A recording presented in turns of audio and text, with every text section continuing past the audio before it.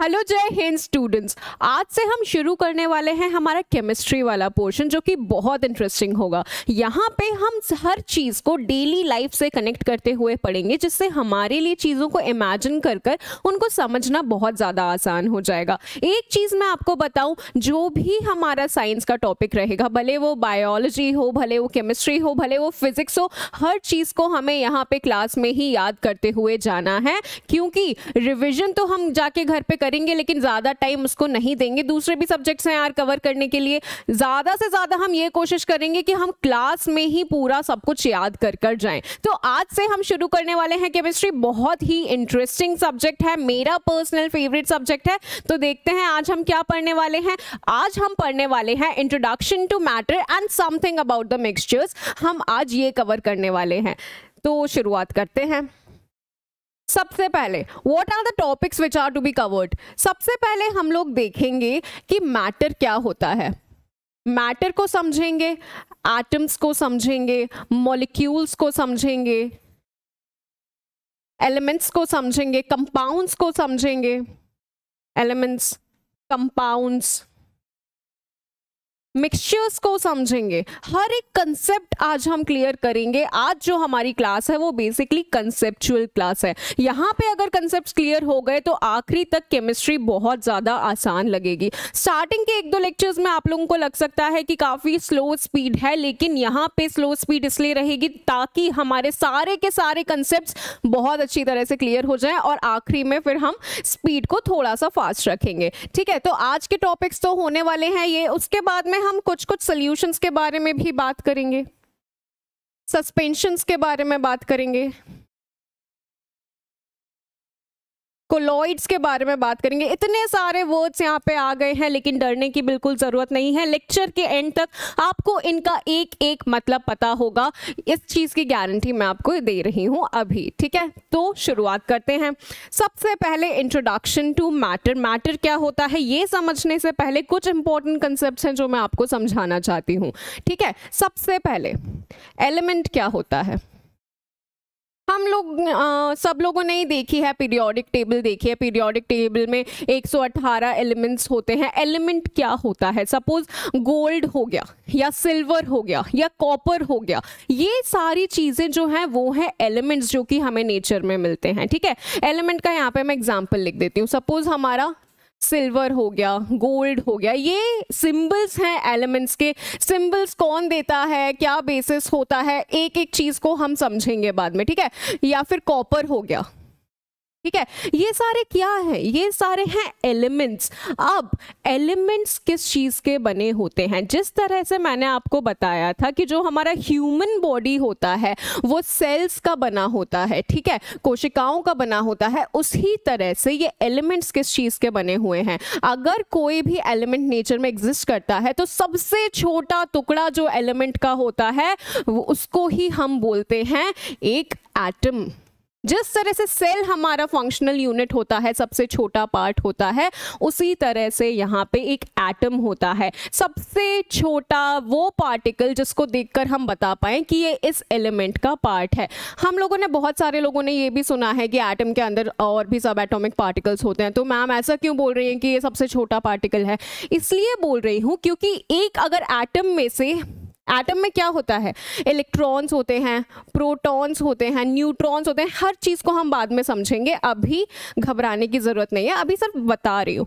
इसमें एटम के अंदर और भी बहुत सारी छोटी छोटी चीज़ें होती हैं, लेकिन अगर मैं इस इलेक्ट्रॉन को उठा लूँ तो मैं ये नहीं बता पाऊंगी कि ये कौन से एलिमेंट से आया है। लेकिन अगर मैं उसी एलिमेंट का एक एटम उठाऊंगी तो मैं ये बता पाऊंगी कि ये एटम किस एलिमेंट का है। यानी कि एलिमेंट का वो सबसे छोटा टुकड़ा जिसको देखकर हम बता पाएं कि वो इस एलिमेंट से आया है। ठीक है, ये चीज़ क्लियर होनी चाहिए। एलिमेंट क्या है? एलिमेंट वो सारे सब्सटेंसेस जो प्योर फॉर्म में नेचर में एग्जिस्ट करते हैं, जैसे कि सिल्वर हो गया, कॉपर हो गया, गोल्ड हो गया, टिन हो गया, टंगस्टन हो गया, ये सारे हैं हमारे एलिमेंट्स। ठीक है, एलिमेंट किस चीज का बना हुआ है?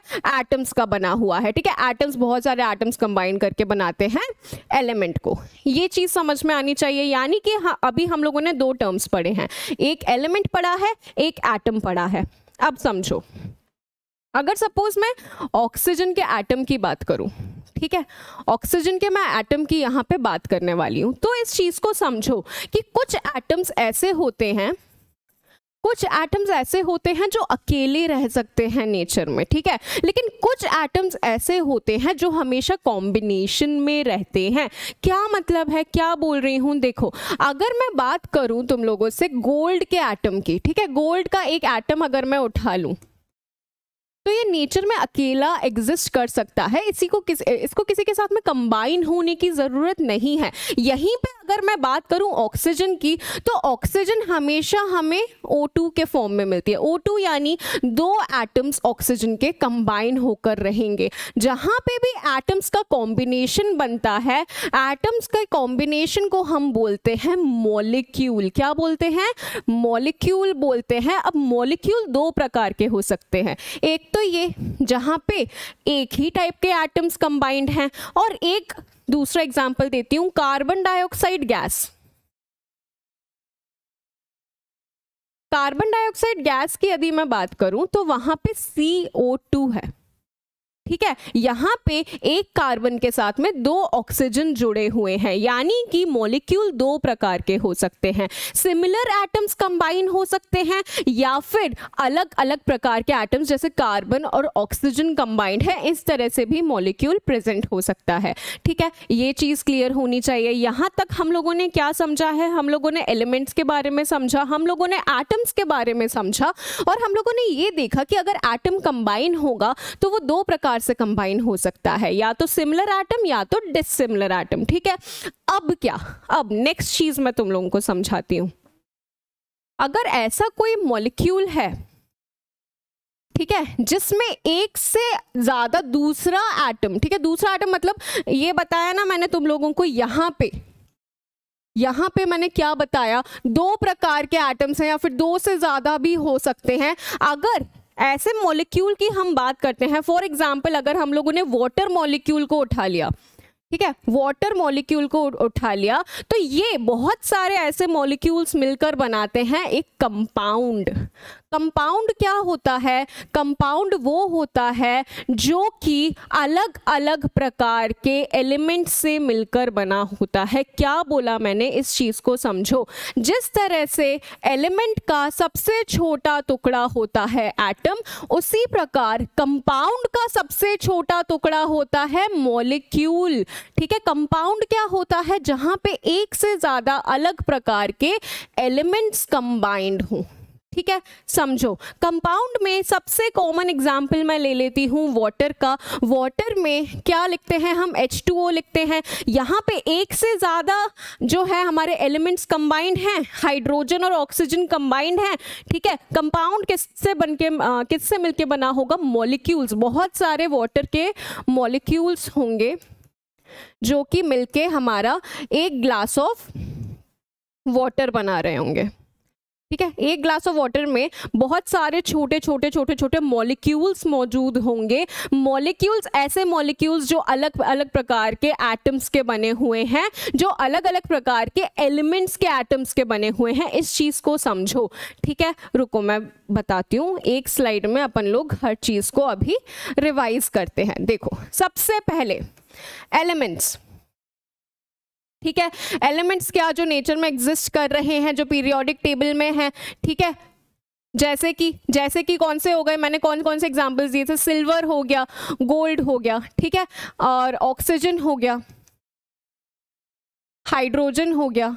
ये सारे क्या हैं, ये सारे एलिमेंट्स हैं, ठीक है। ये सारे एलिमेंट्स हैं, और एलिमेंट किसके बने होते हैं, बहुत सारे एटम्स के बने हुए होते हैं हमारे एलिमेंट्स। अब एटम्स जो हैं, अगर एटम्स कंबाइन हो जाएंगे, अगर एटम्स कॉम्बिनेशन बनाएंगे, तो वो दो प्रकार से बना सकते हैं। या तो सिमिलर एटम्स कंबाइन हो सकते हैं, या तो डिसिमिलर एटम्स कंबाइन हो सकते हैं। डिसिमिलर एटम्स मतलब जो अलग अलग एलिमेंट्स से आए हैं, ठीक है।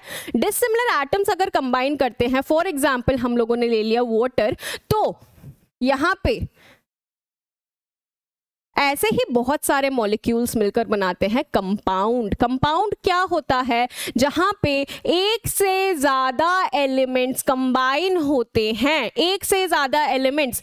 ठीक है, वाटर का ही एग्जांपल, वाटर एक कंपाउंड है जो कि बहुत सारे छोटे छोटे H2O मॉलिक्यूल्स से मिलकर बना हुआ है। एटम्स और मॉलिक्यूल्स, एलिमेंट्स और कंपाउंड्स, इनमें अब कोई भी कंफ्यूजन नहीं होना चाहिए। ठीक है, हम लोग क्या पढ़ रहे हैं? हम लोग समझ रहे हैं कि हमारे आसपास जो भी चीज़ें मौजूद हैं, ठीक है, वो किस चीज़ की बनी हुई हैं, उसको हम समझ रहे हैं। यहाँ पे 4 चीज़ों को हम लोगों ने यहाँ पे समझा है: atoms, molecules, compounds and elements. ठीक है, ये चीज़ क्लियर होनी चाहिए।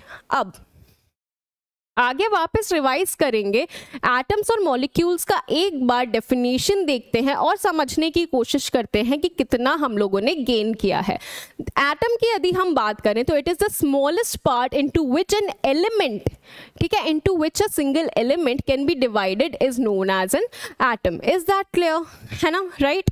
Atoms are the basic building blocks of matter. अब ये मैटर क्या होता है, इस चीज को समझो। ठीक है, मैटर यानी कि ऐसी कोई भी चीज जो कि आसपास में कोई जगह घेर रही है और उसके अंदर कुछ मास है, उसको हम बोलते हैं मैटर।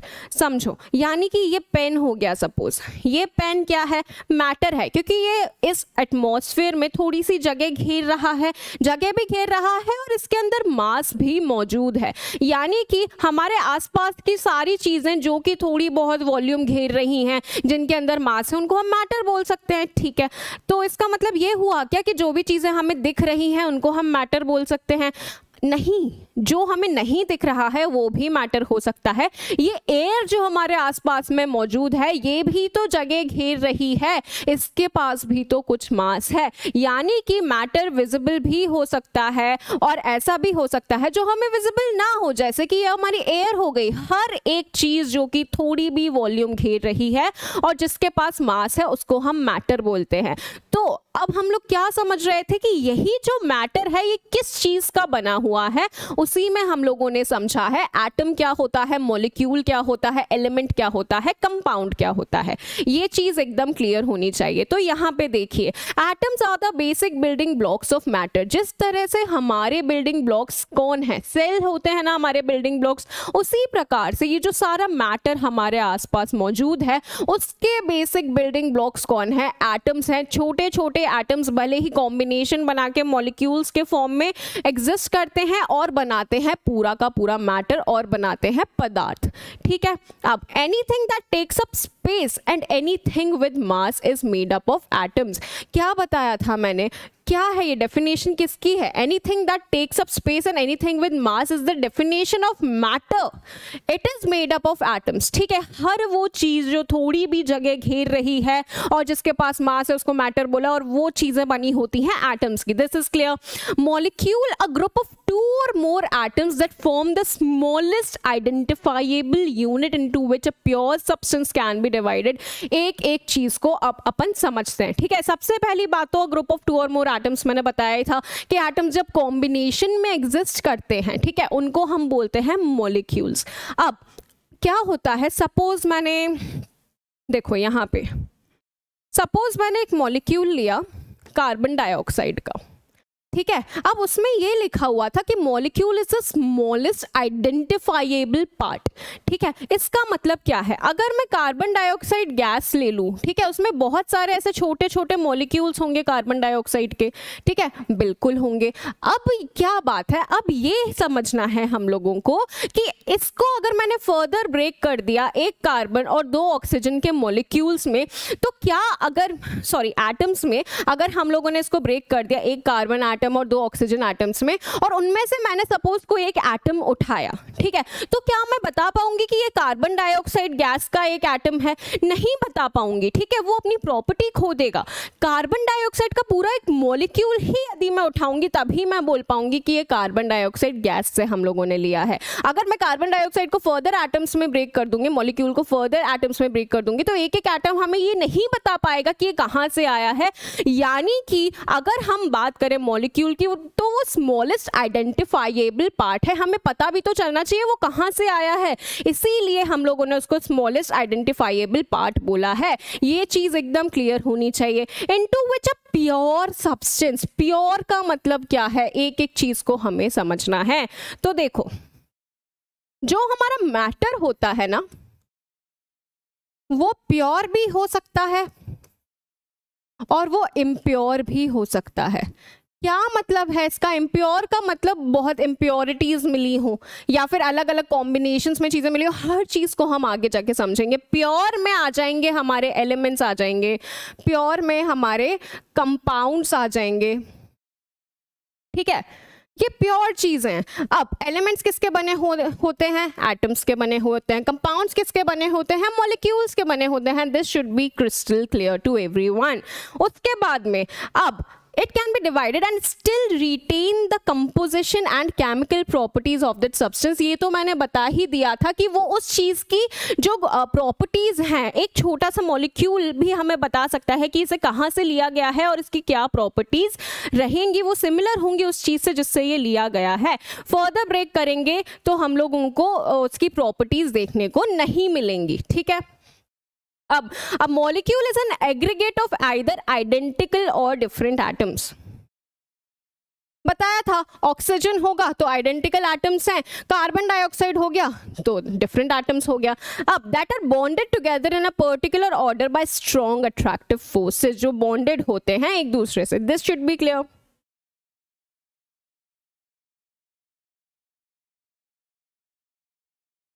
हम लोगों ने यहाँ तक क्या समझा है, एक बार फटाफट से मैं रिवाइज करवाती हूँ। हम लोगों ने समझा सबसे पहले मैटर क्या होता है। मैटर वो कोई भी चीज जो थोड़ी भी जगह घेर रही है, जिसके पास मास है, उसको हमने मैटर बोला। किस चीज की बने होते हैं मैटर? मैटर बना होता है एटम्स का। एटम्स क्या होते हैं? स्मॉलेस्ट यूनिट होते हैं जिसमें हम डिवाइड कर सकते हैं किसी भी चीज को, ठीक है। अब उसके बाद में हम लोगों ने समझा कि एटम्स कंबाइन कर सकते हैं, ठीक है। कंबाइन या तो सिमिलर एटम्स भी कंबाइन कर सकते हैं और या तो डिफरेंट तरह के एटम्स भी कंबाइन कर सकते हैं। अगर कॉम्बिनेशन होगा तो हम उनको मॉलिक्यूल्स बोलेंगे, ठीक है। एलिमेंट को हम लोगों ने समझ लिया कि एलिमेंट्स जो होते हैं वो एटम्स के बने होते हैं। अब इन्हीं एटम्स में अगर डिसिमिलर एटम्स का कॉम्बिनेशन, जो मॉलिक्यूल हमने जिसको बोला, वो मिलकर क्या कंपाउंड बनाएगा। कंपाउंड क्या है? अलग अलग प्रकार के एलिमेंट्स मिले हुए हैं, ठीक है। ये चीजें एकदम क्लियर होनी चाहिए। चलो नाउ मूविंग ऑन फर्दर, ये है एटम्स, ठीक है। अब मॉलिक्यूल्स इनने बनाए हैं, सिमिलर एटम्स भी बना सकते हैं, सिमिलर एटम्स भी बना सकते हैं, डिसिमिलर एटम्स भी मिलकर मॉलिक्यूल्स बना सकते हैं। This should be very clear. Atoms से क्या बना होता है? बार बार रिपीट कर रही हूं जिससे याद हो जाए। एटम्स, एलिमेंट्स, ठीक है। और अगर एक से ज्यादा अलग अलग प्रकार के एलिमेंट्स कंबाइन हो जाते हैं, फॉर एग्जांपल वाटर में हाइड्रोजन और ऑक्सीजन एलिमेंट कंबाइन हुए हैं, तो उनको हमने बोला है कंपाउंड। और कंपाउंड किसका बना होता है? कंपाउंड बना होगा ना बेटा मॉलिक्यूल्स, अलग अलग प्रकार के एटम से बने हुए मॉलिक्यूल्स का बना होगा ये कंपाउंड। इतनी सी चीज है और कुछ भी इसमें नहीं है, ठीक है। Very important to understand. अब उसके बाद में What is matter? ये तो हम लोगों ने समझ ही लिया था। Anything that has mass and that takes up space is referred to as matter। कोई भी ऐसी चीज जो कि थोड़ी भी जगह घेर रही है और जिसके अंदर मास है, उसको हम लोगों ने बोला है मैटर, यानी कि पदार्थ। ये किस चीज का बना हुआ है? एटम्स का बना हुआ है, मॉलिक्यूल्स का बना हुआ है, ठीक है। अब कोई भी चीज, ये भले से ये हो गया हमारा पेन हो गया, भले से ये ब्लैक बोर्ड हो गया, भले से ये कुर्सी हो गई, हर एक चीज जो है मैटर है। हमारे आसपास की हवा जगह घेर रही है, ये भी मैटर है। इसके पास भी कुछ वेट है, ये भी मैटर है, ठीक है। ये चीज एकदम क्लियर होनी चाहिए। अब the amount of mass present in an object और the substance contained therein is mass, whereas the measure of the space enclosed by an object is known as its volume, ठीक है। मास को अब समझते हैं, volume को समझते हैं और समझते हैं कुछ और इंपॉर्टेंट कैरेक्टरिस्टिक्स को।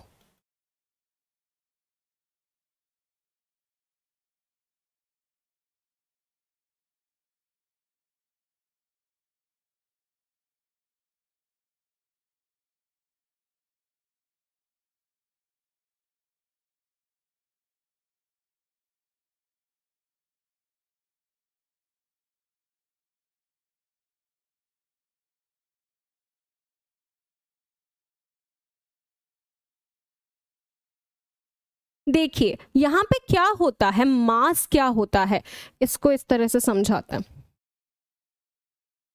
मास, किसी भी चीज के अंदर मौजूद जो मास, जो मैटर होता है, वो हो गया हमारी एक प्रॉपर्टी। एक हो जाता है कि वॉल्यूम, ठीक है, एक हो जाती है उस चीज की वॉल्यूम कि उसने एटमॉस्फेयर में, अपने एनवायरनमेंट में कितनी जगह घेर रखी है। और एक टर्म हमारा आ जाता है डेंसिटी। अब ये क्या होता है, एक एक चीज को हम समझने वाले हैं, एक एग्जाम्पल से समझाती हूँ। देखो ये मेरे पास में 2 बॉटल्स मौजूद हैं, ठीक है। अगर इस बॉटल का मैं पानी खाली कर दूं तो अप्रोक्सीमेटली वॉल्यूम तो इन दोनों का सेम होगा, लेकिन इनके मास में फर्क आ जाएगा। क्यों आएगा फर्क, इस चीज को अब हम समझते हैं, ठीक है। वॉल्यूम तो हम लोगों ने देख ली कि वॉल्यूम तो अप्रोक्सीमेटली सेम ही वॉल्यूम घेर रहे हैं, लेकिन फर्क आ गया इसके बाद इनके अंदर मौजूद जो मास है। एक बोतल खाली है, एक बोतल खाली है तो उसमें क्या है, उसमें सिर्फ एयर प्रेजेंट है। और एयर की जो डेंसिटी होती है, डेंसिटी यानी कि होता है घनत्व। घनत्व, कौन चीज कितनी ज्यादा घनी है, कितनी ज्यादा डेंस है। गैस की बात करें तो उसके जो मॉलिक्यूल्स होते हैं गैस के, वो बहुत ज्यादा दूर दूर मौजूद होते हैं, ठीक है। जो पार्टिकल्स, गैस के जो पार्टिकल्स होते हैं बहुत दूर दूर मौजूद होते हैं, यानी कि बहुत कम डेंस होते हैं, ठीक है। और यहाँ पे डेंसिटी का फॉर्मूला ही आ जाता है, density is equals to mass upon volume, ठीक है। अगर एक ही वॉल्यूम हम लोगों ने रखी है कांस्टेंट, तो डेंसिटी जैसे ही कम होगी मास भी तो कम होगा। गैस की डेंसिटी बहुत ज़्यादा कम है एज कंपेयर टू लिक्विड, तो मास भी कम हो जाएगा। यानी कि ये तीनों चीज़ें हमारी मैटर को डिफाइन करने वाली चीज़ें हैं, एक डेंसिटी, एक मास और एक वॉल्यूम। ये चीज़ क्लियर होनी चाहिए। अब डेंसिटी को मैं एक चीज़ से तुम लोगों को समझाती हूँ। सपोज एक कमरा इमेजिन करो जिसमें लोग एकदम ठसाठस भरे हुए हैं, ठीक है। अब वो क्या होगा, वहाँ पे डेंसिटी बहुत ज़्यादा है, वहाँ पे पैर रखने की भी जगह नहीं है, यानी कि एक छोटे से एरिया में जो बहुत सारे लोग हैं बहुत डेंसली एक दूसरे के साथ में वहाँ पे बंधे हुए हैं, तो उसको हम बोलेंगे, उसको हम एग्जाम्पल ले लेते हैं सॉलिड का, ठीक है। सॉलिड में बहुत हाई डेंसिटी होती है, यानी कि बहुत ज़्यादा घनत्व होता है। वहाँ पे जो सॉलिड के पार्टिकल्स होते हैं वो बहुत ज़्यादा पास पास में होते हैं। यदि यही हम बात करें लिक्विड की, तो लिक्विड में कंपैरेटिवली थोड़ा कम डेंसिटी होगी सॉलिड के कंपैरिजन में। 2-4 लोगों को हटा दिया तो थोड़ा चलने की जगह हो गई। अब उसको हम लोगों ने बोला लिक्विड। थोड़ा और डेंसिटी कम करेंगे, थोड़ा क्या बहुत ज़्यादा, अगर उसी कमरे में सिर्फ 2-3 लोगों को छोड़ दिया तो डेंसिटी बहुत कम हो गई, वो एग्जाम्पल हो जाता है गैसेस का। इसी तरह से पार्टिकल्स पैक्ड होते हैं किसी भी मैटर में। सबसे कम डेंसिटी गैस की, उससे ज़्यादा लिक्विड की, उससे सबसे ज़्यादा जो डेंसिटी होती है वो होती है सॉलिड्स की। इन तीनों की प्रॉपर्टीज़ को भी हम डिटेल में आगे समझने वाले हैं। यहाँ पे मैं क्या बताना चाह रही हूँ, यहाँ पे मैं बताना चाह रही हूँ मैटर जो होता है, जो कि जगह घेर रहा है, जिसके पास में मास है, उसकी 3 प्रॉपर्टीज़ को हमें यहाँ पे समझना था। एक हो जाता है हमारा मास, एक हो जाता है वॉल्यूम और एक हो जाता है डेंसिटी। तीनों हम लोगों को मैटर को डिफाइन करने में मदद करते हैं, ठीक है। चलिए आगे बढ़ते हैं। ये तो हमने समझ ही लिया। इसके बाद में मैटर को हम लोगों ने 3 पार्ट्स में क्लासिफाई किया है, जिनकी मैंने आपको बात बताई थी। एक तो गैस, एक लिक्विड और एक सॉलिड, ठीक है। इन वर्ड से तो हम बहुत अच्छी तरह से फेमिलियर हैं, लेकिन यहाँ पे हम लोग इनकी प्रॉपर्टीज को समझने वाले हैं कि जो पार्टिकल्स बने होते हैं, मैटर किस चीज़ का बना होता है, एटम्स मॉलिक्यूल्स का बना होता है, उनको हम पार्टिकल बोल सकते हैं, ठीक है। पार्टिकल्स जो होते हैं मैटर के, वो किस तरह से एक दूसरे के साथ में पैक्ड हैं, वही चीज़ डिफाइन करती है कि वो सॉलिड होगा, कि वो लिक्विड होगा, कि वो गैस होगा। एक एक पॉइंट को अब हम समझेंगे, ठीक है। सबसे पहले तो यहाँ लिखा क्या हुआ है, matter can be classified as solid, liquid, gas on the basis of inter particle forces and the arrangement of particle. अब भाई इंटर पार्टिकल फोर्सेस क्या होती हैं? सपोज फिर से वही कमरा इमेजिन करो जिसमें बहुत सारे लोग ठसाठस भरे हुए हैं, ठीक है। अब तुमको ये बोला गया कि तुमको एक कमरे, एक कोने से दूसरे दूसरे कोने तक जाना है उस कमरे के, ठीक है, जिसमें बहुत ज़्यादा लोग ठसाठस भरे हुए हैं, क्या तुम जा पाओगे? नहीं जा पाओगे, क्योंकि लोग आपस में इतनी बुरी तरह से वहाँ पे हैं, जुड़े हुए हैं एक दूसरे से, कि उनके बीच का जो फोर्स है उसको तोड़कर जाना निकलना बहुत ज़्यादा मुश्किल होगा। यही जो पार्टिकल्स, उन सारे लोगों को एज पार्टिकल्स इमेजिन करो, ठीक है, उस कमरे में बहुत सारे पार्टिकल्स हैं जो क्लोजली पैक्ड हैं, उनके बीच का फोर्स तुम तोड़ के कमरे के एक साइड से दूसरे साइड तक नहीं जा सकते, यानी कि उनका इंटर पार्टिकल जो फोर्स है वो बहुत ज़्यादा है। ऐसे ही अगर हम लिक्विड की बात करें तो थोड़ा कम इंटर पार्टिकल फोर्स होगा, वहाँ पे अगर 2-4 लोगों को मैंने कमरे से हटा लिया तो थोड़ा इधर उधर चलने की जगह मिल सकती है हम लोगों को, मुश्किल होगा यहाँ पे भी, लेकिन हम उनकी जगह को, उनके बीच का जो फोर्स है उसको तोड़कर हम आगे तक बढ़ सकते हैं, ठीक है। गैसेस की यदि हम बात करें तो हम भाग के चले जाएंगे एक छोर से दूसरे छोर तक, क्यों? क्योंकि वहाँ पे तो सिर्फ 2-3 लोग हैं अभी कमरे में, यानी कि इंटर पार्टिकल फोर्स की हम बात करें तो वो सबसे ज़्यादा किसमें होगा? सबसे ज़्यादा लोग ठसाठस कहाँ भरे हुए हैं? सॉलिड में भरे हुए हैं, ठीक है। यहाँ पे देखो पार्टिकल्स कितना पास पास में है, यहाँ पे इंटर पार्टिकल फोर्स सबसे ज़्यादा होगा। यही हम लिक्विड की बात करें तो थोड़ा कम हो जाता है, गैस की बात करें तो यहाँ पे तो भाई बहुत कम होता है इंटर पार्टिकल फोर्स, ठीक है।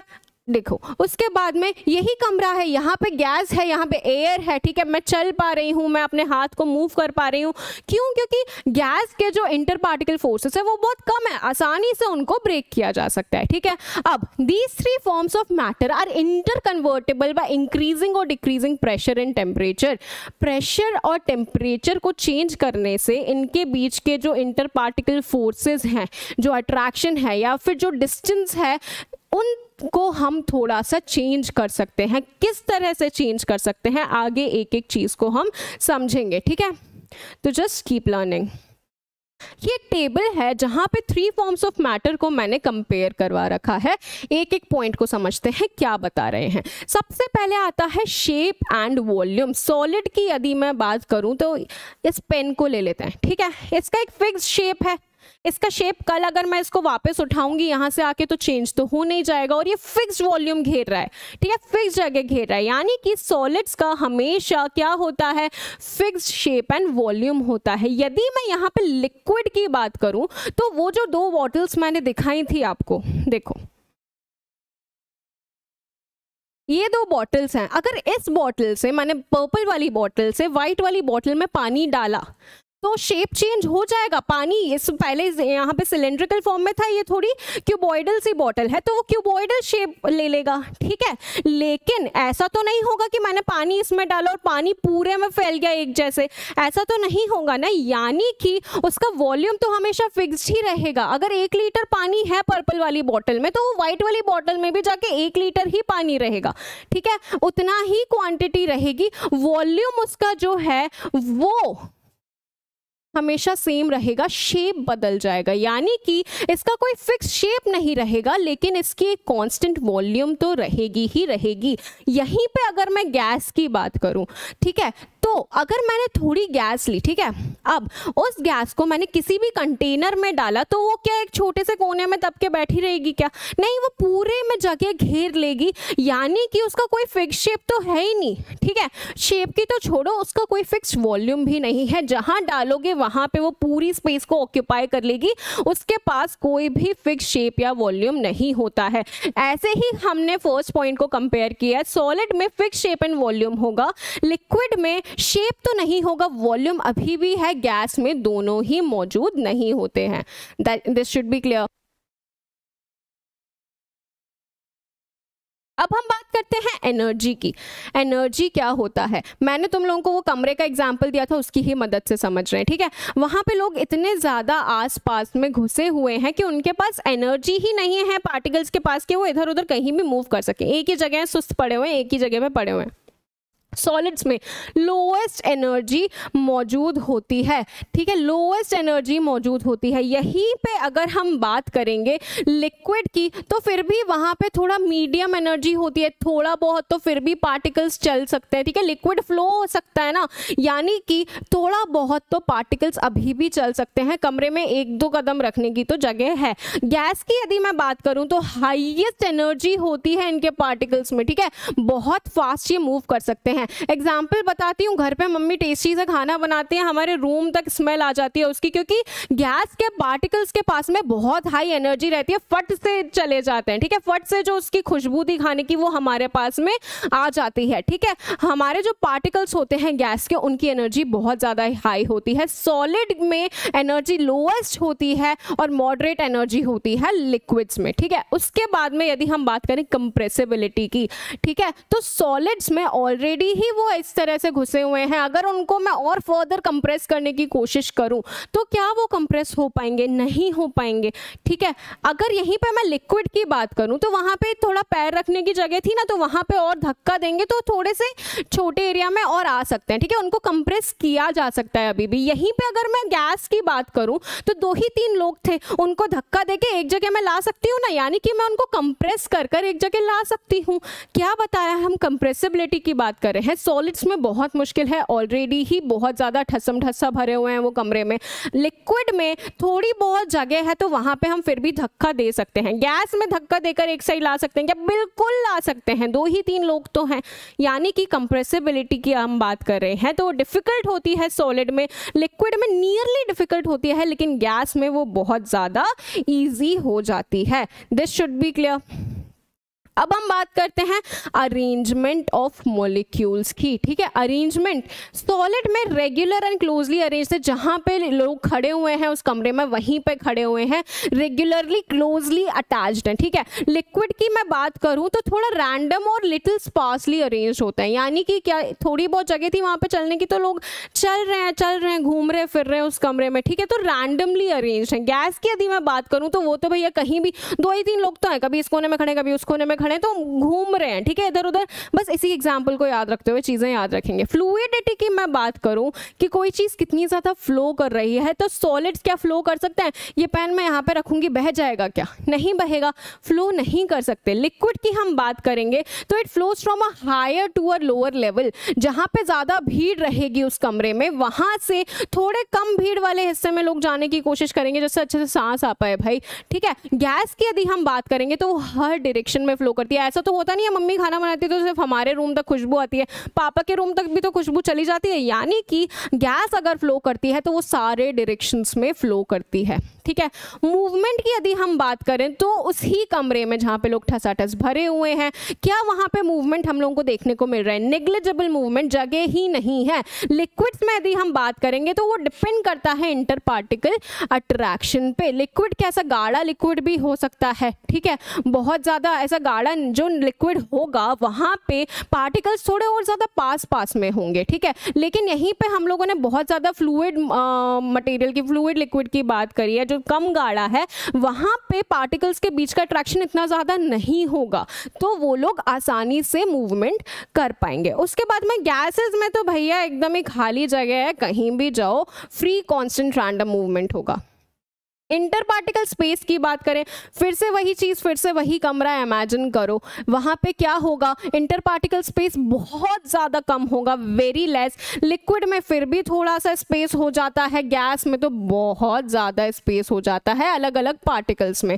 इंटर पार्टिकल अट्रैक्शन की बात करें तो जो उनके बीच का जो अट्रैक्शन है, जो जोड़ है जिसकी मदद से वो एक दूसरे से इस तरह से भिड़े हुए हैं, जो मैंने तुम लोगों को बताया था कमरे में, उसी कमरे में जहाँ पे बहुत सारे लोग मौजूद है, एक छोर से दूसरे छोर तक तुमको जाना है, ठीक है। अब वहां तक ऐसे ही जा पाओगे जब तुम बीच बीच के जो उनके अट्रैक्टिव फोर्सेस हैं उनको ब्रेक कर पाओगे, ठीक है। अलग अलग लोगों के बीच में से घुस के तुम लोगों को जाना है। अब अगर उनके बीच का अट्रैक्शन बहुत ज्यादा स्ट्रांग होगा तो पॉसिबल ही नहीं होगा कि तुम इस कोने से वहां उस कोने तक चले जाओ, यानी कि इंटर पार्टिकल अट्रैक्शन मैक्सिमम होगा सॉलिड्स में। अब भैया उससे थोड़े से हमने 4-5 लोग निकाल लिए, जगह हो गई। लिक्विड की हम बात कर रहे हैं, वहां पे इंटर पार्टिकल अट्रैक्शन को तोड़ना इतना ज्यादा मुश्किल नहीं होगा, थोड़ा सा धक्का लगाना पड़ेगा और हम पहुंच जाएंगे। गैस में तो भैया घूमते फिरो कहीं भी, मिनिमम होती हैं फोर्सेस, आराम से जा सकते हो एक कोने से दूसरे कोने तक। डेंसिटी की यदि हम बात करें, ठीक है, डेंसिटी तो मैंने बता ही दिया था कितनी ज्यादा डेंस कोई चीज है, घनी कोई चीज है। सॉलिड सबसे ज्यादा मैक्सिमम डेंस होते हैं, लिक्विड्स मीडियम और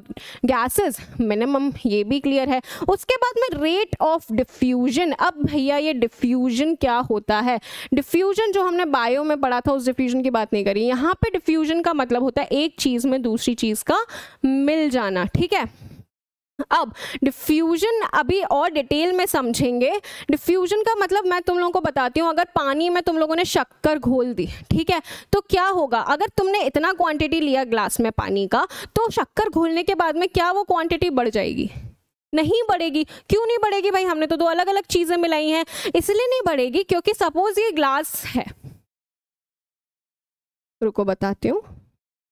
सपोज ये ग्लास है पानी का, ठीक है, इसमें बहुत सारे वाटर मॉलिक्यूल्स होंगे, बिल्कुल होंगे, ठीक है, इसमें बहुत सारे वाटर मॉलिक्यूल्स मौजूद हैं। अब जब हमने इसमें शक्कर डाली है, तब शक्कर बीच बीच में जगह घेर लेगी, बीच बीच में शक्कर ने जगह घेर ली, ठीक है। इनके जो इंटर पार्टिकल, जो इनकी डिस्टेंस थी बीच बीच में, उसको शक्कर ने घेरा है, इसीलिए वाटर का लेवल बढ़ नहीं जाता है, बीच बीच में यहाँ पे शक्कर आ जाती है। इसी तरह से एक चीज का दूसरे में मिल जाना, दूसरे के जो इंटर पार्टिकल डिस्टेंसेस हैं उनके अंदर बैठ जाना, उसी को हम लोगों ने बोला है डिफ्यूजन, ठीक है। अब यहीं पे अगर पार्टिकल्स बहुत ज़्यादा पास पास में होते, इंटर पार्टिकल डिस्टेंस ही उनके बीच में मौजूद नहीं है, तो क्या दूसरी चीज़ का उसमें मिलना पॉसिबल है? नहीं पॉसिबल है। इसीलिए डिफ्यूजन नेग्लिजिबल होता है सॉलिड्स में। लिक्विड में डिपेंड करता है कि इंटर पार्टिकल अट्रैक्शन कितना है भैया। अगर कम अट्रैक्शन है तो आसानी से दूसरी चीज़ उसमें घुल जाएगी। और गैस की यदि हम बात करें तो भैया वहाँ पे तो मैक्सिमम है, दो गैसेस को मिला दो, बहुत इंटर पार्टिकल डिस्टेंस है, बहुत जगह उनके पार्टिकल्स के बीच में, ठीक है। ये चार्ट एकदम क्लियर होना चाहिए सब लोगों को। सॉलिड लिक्विड गैस तो हम लोग हमेशा से सुनते आते हैं, लेकिन उनके inter particle distances, inter particle attraction, ये सब क्या होता है ये हम लोगों को पता होना चाहिए। This should be clear. अब समझो, अब characteristics of particles of matter. Matter किस चीज का बना हुआ है? मैटर पार्टिकल्स का बना हुआ है। अब इन्हीं पार्टिकल्स के कुछ पर्टिकुलर फीचर्स होते हैं, उनको हम लोगों को समझना है। क्या फीचर्स हैं? सबसे पहला, particles of matter have spaces between them. Spaces between them देखो, वो कमरे में बना ही देती हूं। अब ये हम लोगों के 3 कमरे हैं। ये सॉलिड वाला कमरा है, ये लिक्विड वाला कमरा है, और ये गैस वाला कमरा है, ठीक है। अब देखो, सॉलिड में जो पार्टिकल्स हैं बहुत पास पास में मौजूद हैं। लोग एकदम ठसाठस भरे हुए हैं यहाँ पे,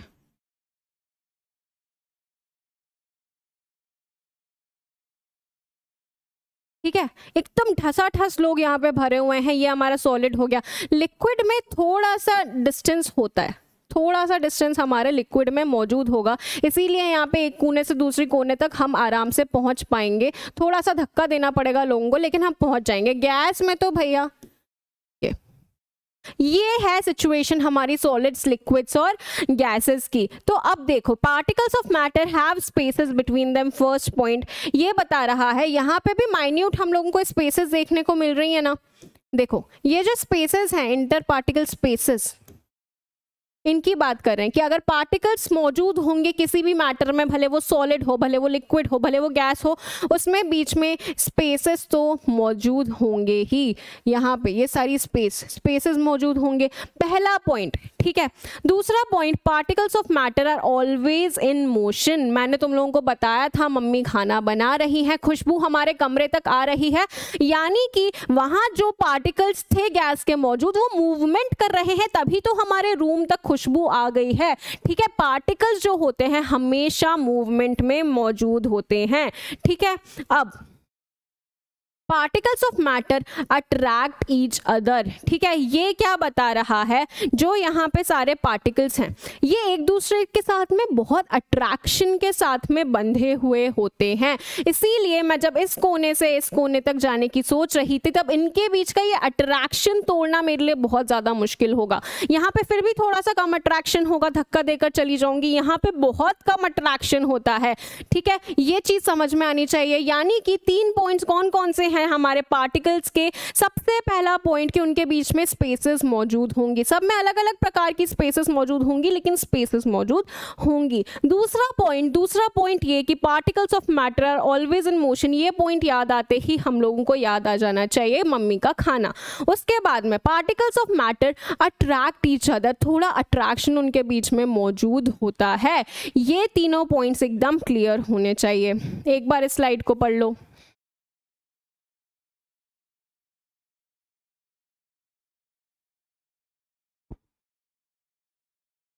स्पेसेस बिटवीन देम में मैंने तुम लोगों को बताया ना, डिफ्यूजन, जो वाटर में हम लोगों ने शुगर मॉलिक्यूल डाले, अब कहाँ से आ गए वो शुगर मॉलिक्यूल्स वाटर के बीच में? क्योंकि स्पेसेस थे, उन्हीं स्पेसेस को ले लिया शुगर मॉलिक्यूल्स ने, ठीक है। उसके बाद में particles of matter always in motion, ये भी मैंने तुम लोगों को बता दिया, अट्रैक्ट ईच अदर। चलो नेक्स्ट, डिफ्यूजन की हम लोग बात ऑलरेडी कर चुके हैं। The mixing and spreading out of a substance with another substance due to movement और मोशन, ठीक है। एक जगह पड़े ही नहीं रहते, कंटिन्यूसली मूवमेंट करते हैं। जैसे मैंने शुगर को पानी में डाला, उसने मूवमेंट किया, मूवमेंट करके वो सारी खाली जगह ले ली जो वाटर के मॉलिक्यूल्स के बीच में मौजूद थी। इसी को हम लोगों ने डिफ्यूजन बोला है, और कुछ नया खास इसमें नहीं है। आगे बढ़ते हैं, अब समझते हैं ब्राउनियन मोशन को, कि ये मोशन क्या होता है। देखो ये समझो, पार्टिकल्स जब मूवमेंट कर रहे हैं, कंटिन्यूसली मूवमेंट कर रहे हैं, ये चीज मैंने बताई। इसी तरह से रॉबर्ट ब्राउन थे, जिनका तुम्हें नाम याद आ रहा होगा, पहले अपन लोगों ने पढ़ा है। उन्होंने पॉलन ग्रेन्स की मूवमेंट की स्टडी की। तब उनने ऐसे देखा कि उनको एक जिगजैग मूवमेंट होता है, ठीक है। इसी जिगजैग मूवमेंट को उन्होंने नाम दे दिया कि ब्राउनियन मोशन होता है। कुछ भी खास, कुछ ऐसा नया नहीं है। बस एक बार देखो, Brownian movement in chemistry said to be random zigzag motion of a particle that is usually observed under high power ultra microscope. हाँ भैया, पार्टिकल्स हमें ऐसे थोड़ा ना नेकेड आई से दिखते हैं, ठीक है। माइक्रोस्कोप के नीचे देखेंगे तो उनको एक रैंडम जिगजैग मूवमेंट होता है। This movement resembles the exact motion of pollen grains in water as explained by sir Robert Brown, hence the name Brownian movement. Robert Brown ने सबसे पहले पोलन ग्रेन्स पानी में डाले, ठीक है। उन्होंने देखा जिगजैग मूवमेंट हो रहा है सारे पोलन ग्रेन्स का, उसी को इन्हें नाम दे दिया ब्राउनियन मूवमेंट। कुछ भी नया नहीं है, ठीक है। This should be clear. अब देखो, अब क्या होता है कि जो सारे स्टेट्स ऑफ मैटर हैं, जो हमारा सॉलिड, लिक्विड और गैस है, वो एक दूसरे में कन्वर्ट हो सकता है। बर्फ होती है, सॉलिड होती है, क्या जब पिघल जाती है तब पानी बन जाती है, यानी कि चेंज हुआ ना। और अगर पानी को बॉईल कर देते हैं तो वो भाप बन जाता है। यहाँ पे भी स्टेट ऑफ मैटर चेंज हुआ ना, ठीक है। इसी चेंज को अब हम समझने वाले हैं कि जो अलग अलग हैं, सॉलिड है, लिक्विड है, गैस है, वो एक दूसरे में कैसे कन्वर्ट हो सकते हैं, क्या रीजंस होते हैं, क्या उसके पीछे फोर्सेस होती हैं जो इनको अलग कर देती हैं। अब हम ये समझने वाले हैं। चलिए, सबसे पहले effect of change of temperature on the state of matter. तो भैया क्या होता है, ठीक है। यहां पे ये बहुत सारे पार्टिकल्स हैं। अब क्या हुआ, मैंने इनमें ये कंटिन्यूसली मूवमेंट में तो है, इनके पास कुछ तो एनर्जी है जिसकी वजह से ये मूव कर रहे हैं। अब मैंने यहाँ पे टेम्परेचर बढ़ा दिया इस कमरे का, ठीक है। मैंने यहाँ पे इस चीज़ का अगर टेम्परेचर बढ़ा दिया तो इन पार्टिकल्स को और ज़्यादा एनर्जी मिल जाएगी, और ये मूवमेंट तो कर रहे थे, अब और फास्ट मूवमेंट करने लगेंगे। फास्ट मूवमेंट करने लगेंगे तो इनके जो इंटर पार्टिकल के जो अट्रैक्शंस है ना, अब वो टूटने लग जाएंगे। इतना फास्ट मूवमेंट करेंगे कि आसपास के पार्टिकल्स के साथ भी जो अट्रैक्शन है वो भी टूटने लग जाएंगे और बहुत ज़्यादा दूर दूर जाने लग जाएंगे ये। यानी कि अगर मैंने टेम्परेचर बढ़ाया तो इनकी एनर्जी बढ़ जाएगी, एक दूसरे से बहुत ज़्यादा फटाफट इंटर पार्टिकल अट्रैक्शन तोड़ के दूर दूर भागेंगे। और जैसे ही इंटर पार्टिकल अट्रैक्शन कम होता है वैसे ही सॉलिड बनता है लिक्विड, ठीक है, और लिक्विड बन जाता है गैस, क्योंकि सॉलिड में इंटर पार्टिकल अट्रैक्शन सबसे ज्यादा था। यहाँ पे मैंने अगर इसको जरा सी भी एनर्जी दी, इंटर पार्टिकल अट्रैक्शन जैसे ही कम हुए, कम किस में होते हैं, इससे ज्यादा लिक्विड में होते हैं, और उसको एनर्जी दी मैंने, और ज्यादा पार्टिकल्स बहुत ज्यादा जल्दी मूव करने लगे और उनके इंटर पार्टिकल अट्रैक्शन कम होने लगे, तो वो बन जाता है गैस। यही है इफेक्ट ऑफ टेम्परेचर। एक एक शब्द को समझते हैं। और increasing the temperature, the kinetic energy of the particles of the matter pressure increases and they begin to vibrate with a higher energy, बहुत फास्ट वाइब्रेट करने लगेंगे, बहुत सारी एनर्जी मिल गई है,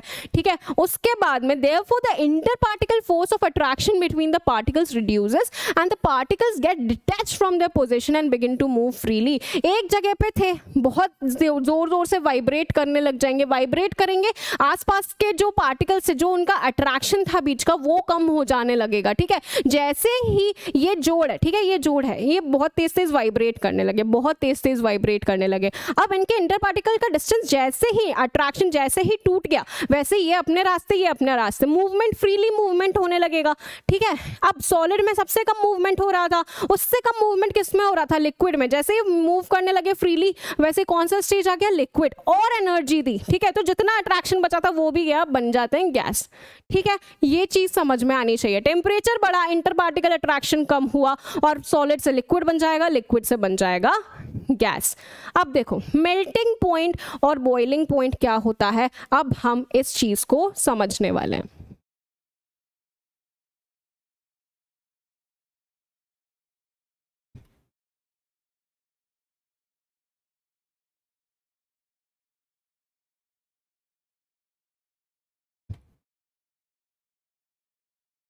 अब समझो क्या हो रहा है। जैसे ही हम लोगों ने टेम्परेचर देना चालू किया, टेम्परेचर देना चालू किया, उसके बीच के अट्रैक्शंस कम होने शुरू हुए। अल्टीमेटली वो टेम्परेचर जहाँ पे ये अट्रैक्शंस फाइनली ब्रेक हो जाएंगे और पार्टिकल्स एक दूसरे से अलग जाकर फ्रीली मूवमेंट करने लग जाएंगे, उस पॉइंट को हम लोगों ने एग्जैक्टली बोला है मेल्टिंग पॉइंट या फिर बॉइलिंग पॉइंट। यदि हम यहाँ पे बात कर रहे हैं सॉलिड की, ठीक है, सॉलिड का जैसे ही हम लोगों ने सॉलिड को टेम्परेचर देना चालू किया, ठीक है, अब टेम्परेचर हम दिए जा रहे हैं, पार्टिकल जोर जोर से वाइब्रेट कर रहे हैं। अल्टीमेटली एक वो पॉइंट आएगा, एक वो टेम्परेचर का पॉइंट आएगा जहां पे ये इंटर पार्टिकल अट्रैक्शन जो है वो ब्रेक हो जाएगा, पार्टिकल्स अलग अलग फ्रीली मूव करने लग जाएंगे और ये बन जाएगा लिक्विड, ठीक है। ऐसे ही टेम्परेचर को, एग्जैक्टली ऐसे ही टेम्परेचर को हम लोग बोलते हैं मेल्टिंग पॉइंट, ठीक है। मेल्टिंग पॉइंट वो टेम्परेचर होगा जहां पे सॉलिड और लिक्विड एक साथ में एग्जिस्ट कर रहे होंगे, सॉलिड लिक्विड में जस्ट कन्वर्ट ही हो रहा होगा, जस्ट वो पॉइंट जहां पे इतना तेज हो गया है वाइब्रेशन कि अट्रैक्शन टूट गया है और अब बन गया है लिक्विड, एग्जैक्टली वो पॉइंट हमारा होता है मेल्टिंग पॉइंट। अब यहीं पे अगर हम लोगों ने इसको और टेम्परेचर दिया तो जितना अट्रैक्शन बचा था वो भी खत्म हो जाएगा और ये बन जाएगा गैस। वो एग्जैक्ट टेम्परेचर जहाँ पे वो बचा कुछ अट्रैक्शन भी है वो और भी ज़्यादा कम हो गया है और गैस बन गया है, उसको हम बोलते हैं बॉइलिंग पॉइंट और कुछ भी नहीं है। डेफिनेशन से एक बार समझने की हम कोशिश करते हैं। देखो सबसे पहले melting point of a solid is defined as the temperature at which solid melts to become the liquid at an atmospheric pressure. एक कांस्टेंट प्रेशर हम लोगों ने मेंटेन करके रख रखा है जो एटमॉस्फेरिक प्रेशर है, उस पे वो पॉइंट जहां पे सॉलिड लिक्विड में कन्वर्ट हो जा रहा है उसको हम लोगों ने मेल्टिंग पॉइंट बोला है। At the melting point these two phases that solid and liquid are in equilibrium, both solid and liquid state exist simultaneously, क्योंकि एग्जैक्टली वो पॉइंट है जहां पे अल्टीमेटली अट्रैक्शन रहा है, जहां पे एग्जैक्टली सॉलिड हाथ छोड़ रहा है और लिक्विड को लिक्विड में कन्वर्ट हो जा रहा है, ठीक है। उसके बाद में for the boiling point of any material is the temperature at which the material transforms into the gas phase, exactly वो पॉइंट जहां पे जो अट्रैक्शन लिक्विड पार्टिकल्स के बीच में है वो कम हो जा रहा है और वो गैस में कन्वर्ट हो जा रहे हैं, exactly that point is known as the boiling point. 100 centigrades होता है वाटर के लिए, हम सब लोगों को ये चीज़ पता है, ठीक है। चलो ये क्लियर होना चाहिए। उसके बाद में दो नए टर्मिनोलॉजीज आ रहे हैं, एक आ रहा है लेटेंट हीट ऑफ फ्यूजन, एक आ रहा है लेटेंट हीट ऑफ वेपराइजेशन। क्या चीज़ होती है इस चीज़ को अब ध्यान से समझना। देखो जब यहाँ पे सॉलिड से लिक्विड में कन्वर्जन हो रहा है, तब मैंने कैसे बताया था कैसे हो रहा है, हम लोगों ने सॉलिड को हीट देना चालू किया, ठीक है, पार्टिकल्स के पास में एनर्जी आई, ठीक है, पार्टिकल्स के पास में एनर्जी आई, बहुत तेज तेज वाइब्रेट करने लगे और जैसे ही वाइब्रेट करने लग जाते हैं अल्टीमेटली एक वो पॉइंट आएगा जहां पे उनका जो बॉन्ड है, जो अट्रैक्शन है वो इतना कम हो जाएगा कि वो लिक्विड बन जाएंगे। अब यहाँ से वो स्टेट जहां से हम लोगों ने हीट देना चालू किया है तब तक जब तक ये मेल्ट ना हो जाए तब तक हमने जो भी एनर्जी दी उसको कि वो उस स्टेज पे पहुंच जाए कि अल्टीमेटली ब्रेक हो जाए, उस पूरी एनर्जी को जो हमने इसमें इन्वेस्ट की है उसको हम लोगों ने बोला है लेटेंट हीट ऑफ फ्यूजन। अब मैं तुम लोगों को एक एग्जाम्पल के फॉर्म में बताती हूँ। जब अंग्रेज आए थे हमारे भारत में, उन लोगों ने कौटिल्य की एक नीति अपनाई थी। कौटिल्य ने बताया था साम दाम दंड भेद। उन लोगों ने भेद की नीति अपनाई थी और जो भी सारे यहाँ पे किंगडम्स थे हमारे इंडिया में, उन किंगडम्स के अंदर उन लोगों ने ये भेद डाला, ठीक है, उन लोगों का आपस में झगड़ा करवाया और अल्टीमेटली एक पॉइंट आया जब वो किंगडम्स जो थे वो अलग अलग हो गए, डिवाइड एंड रूल की पॉलिसी अपनाई थी। तो अब इससे ये समझो कि अंग्रेजों ने जो पूरी एनर्जी लगाई अल्टीमेटली उस स्टेज पे पहुंचाने के लिए कि वो अलग अलग हो जाएं, उस पूरी एनर्जी को हम लोगों ने लेटेंट हीट बोला है, लेटेंट एनर्जी बोला है, जो एनर्जी हम लोगों को अल्टीमेट स्टेज तक पहुंचने तक लग गई है। ठीक है, लेटेंट का मतलब होता है हिडन। ठीक है, हमें तो बस रिजल्ट दिख रहा है कि अल्टीमेटली मेल्ट हो गया है, लेकिन उसके पहले जो हम लोगों को पूरा उसमें एनर्जी इन्वेस्ट करना पड़ा है, जो हम लोगों ने उसको एनर्जी दी है कि वो इतना ज़्यादा वाइब्रेट करने लगे कि उसके अट्रैक्शन फोर्सेस टूट जाएं, वो हिडन एनर्जी, उसको हम लोगों ने बोला है latent heat of fusion. This should B. अब यही लिक्विड से जब गैस के बीच में कन्वर्जन हो रहा है, तब सेम कंसेप्ट कि लिक्विड को हम लोगों ने जो एनर्जी दी है कि वो अल्टीमेटली बॉयल होकर गैस बन जाए, उस हीट को, वो जो एनर्जी हम लोगों ने इस स्टेज में दी है, इसको हम लोग बोलते हैं लेटेंट हीट ऑफ वेपराइजेशन, और कुछ भी नहीं है। Latent heat of vaporisation definition से एक बार समझने की कोशिश करते हैं। समझो, सबसे पहले latent heat of fusion, the boiling point for any material is the temperature. Sorry, ये गलत लिखा हुआ है यहाँ पे, ठीक है, वो गलत लिखा हुआ है। लेटेंट हीट ऑफ वेपराइजेशन को समझो, it is the amount of heat energy that is required to change 1 kg of a liquid into gas at atmospheric pressure at its boiling point. जो भी हीट की हम लोगों को जरूरत पड़ी है अल्टीमेटली उसका स्टेट चेंज करने के लिए, उसको हम लोगों ने लेटेंट हीट ऑफ वेपराइजेशन बोला है। सेम अगर सॉलिड से लिक्विड कन्वर्जन में होगा तो हम उसको लेटेंट हीट ऑफ फ्यूजन बोलेंगे, और कुछ भी नहीं है। इतनी सी एक बात है, ठीक है, ये चीज़ एकदम क्लियर होनी चाहिए। अब एक मैं कंसेप्ट बताती हूँ। जब हम रोटी बनाते हैं तब रोटी एकदम जब फूल जाती है और हम रोटी में इस तरह से अगर छेद करें, अगर गलती से छेद हो गया, उससे हमारी उंगली जल जाती है, ठीक है, क्योंकि उसमें से भाप निकलती है, स्टीम निकलती है। और अगर स्टीम की हम बात करें या फिर बॉइलिंग वाटर की बात करें तो ज़्यादा डेंजरस कौन होगा? ज़्यादा डेंजरस हमेशा स्टीम होगी। क्यों होगी? स्टीम से हाथ हमारा जल्दी जलेगा as compare to the boiling water at the same temperature. And why is that so? क्योंकि बॉइलिंग वाटर ही अल्टीमेटली स्टीम बनाने वाला है, बिल्कुल बनाने वाला है। लेकिन बॉइलिंग वाटर में जब हम लोगों ने एनर्जी मिला दी, जो हम लोगों की क्या थी, लेटेंट हीट ऑफ वेपोराइजेशन हम लोगों ने मिला दी, तब जाके वो स्टीम बन पाया है। यानी कि स्टीम के पास में एक्स्ट्रा एनर्जी मौजूद है, किसके फॉर्म में? लेटेंट हीट ऑफ वेपोराइजेशन के फॉर्म में। इसीलिए स्टीम के पास में ज़्यादा एनर्जी रहती है और ये ज़्यादा हार्मफुल हो जाती है। ज़्यादा एनर्जी ज़्यादा हार्मफुल, हम लोगों के जलने के ज़्यादा चांसेस। ये चीज़ एकदम क्लियर होनी चाहिए। क्या बताया? बॉइलिंग वाटर में भी जब हमने एडिशनल एनर्जी डाली है कि वो स्टीम बन जाए, ठीक है, अब वो एनर्जी हमारे बॉइलिंग वाटर के एनर्जी के साथ मिलकर स्टीम बना रही है, यानी कि स्टीम के पास ज़्यादा एनर्जी है, इसीलिए ये ज़्यादा हार्मफुल हो जाएगी। This should be very clear. अब सब्लिमेशन क्या होता है? हम लोगों ने देखा कि सॉलिड जब मेल्ट होता है तब वो लिक्विड बनता है, ठीक है, लिक्विड को जब बॉईल करेंगे तब वो अल्टीमेटली गैस बना लेगा। लेकिन ऐसी कोई कंडीशन जहां पे ये लिक्विड का बीच में फेज आए ही ना, सॉलिड सीधे गैस बन जाए या फिर गैस सीधे सॉलिड बन जाए, ये बस इतनी सी बात को हम लोगों ने एक नाम दे दिया है, उसको हम बोलते हैं सब्लिमेशन। और कुछ भी नई चीज़ नहीं है, बस इस प्रोसीजर को, बस इस चेंज ऑफ स्टेट को हम लोगों ने नाम दे दिया है सब्लिमेशन। जहां पे बीच वाला लिक्विड वाला फेज जो है उसको हम लोगों ने हटा दिया है, सॉलिड डायरेक्ट गैस बन जाता है, गैस डायरेक्ट सॉलिड बन जाता है। एग्जाम्पल दूं, नैप्थलीन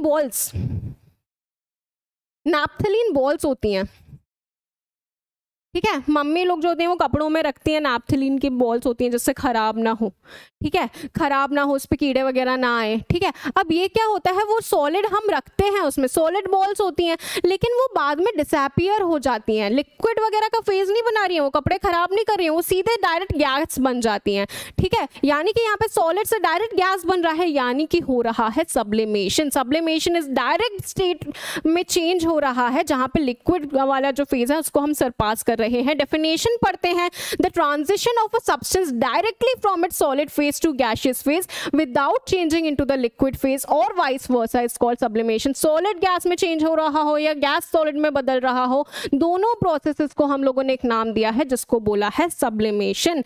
इतनी सी चीज है, कुछ ज्यादा बड़ी बात नहीं है। This should be clear.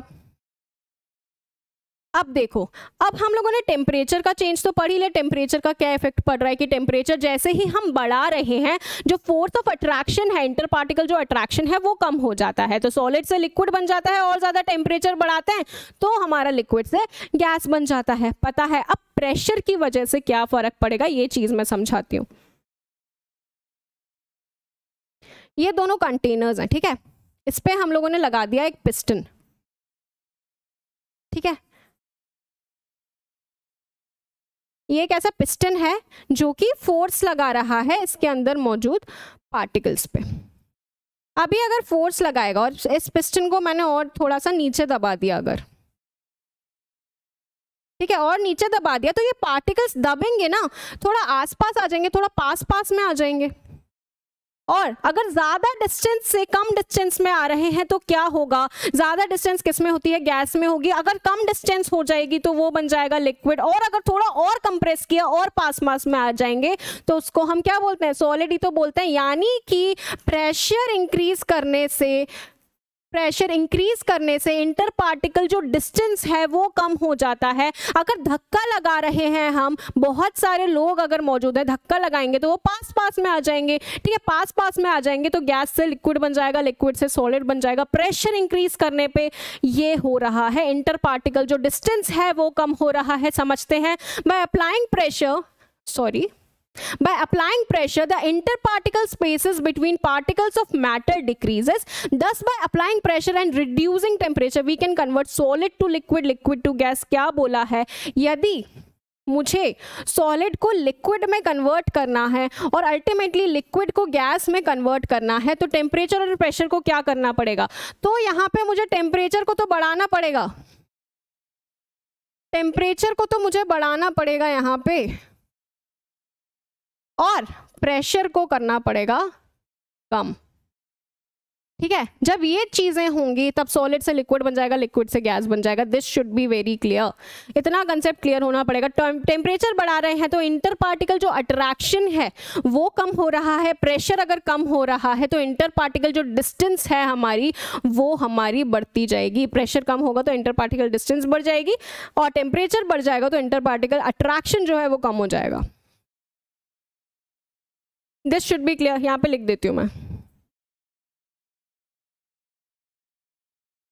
Inter particle attraction कम हो रहा है तो सॉलिड से लिक्विड, लिक्विड से गैस बन जाएगा। प्रेशर कम हो रहा है तो इंटर पार्टिकल डिस्टेंस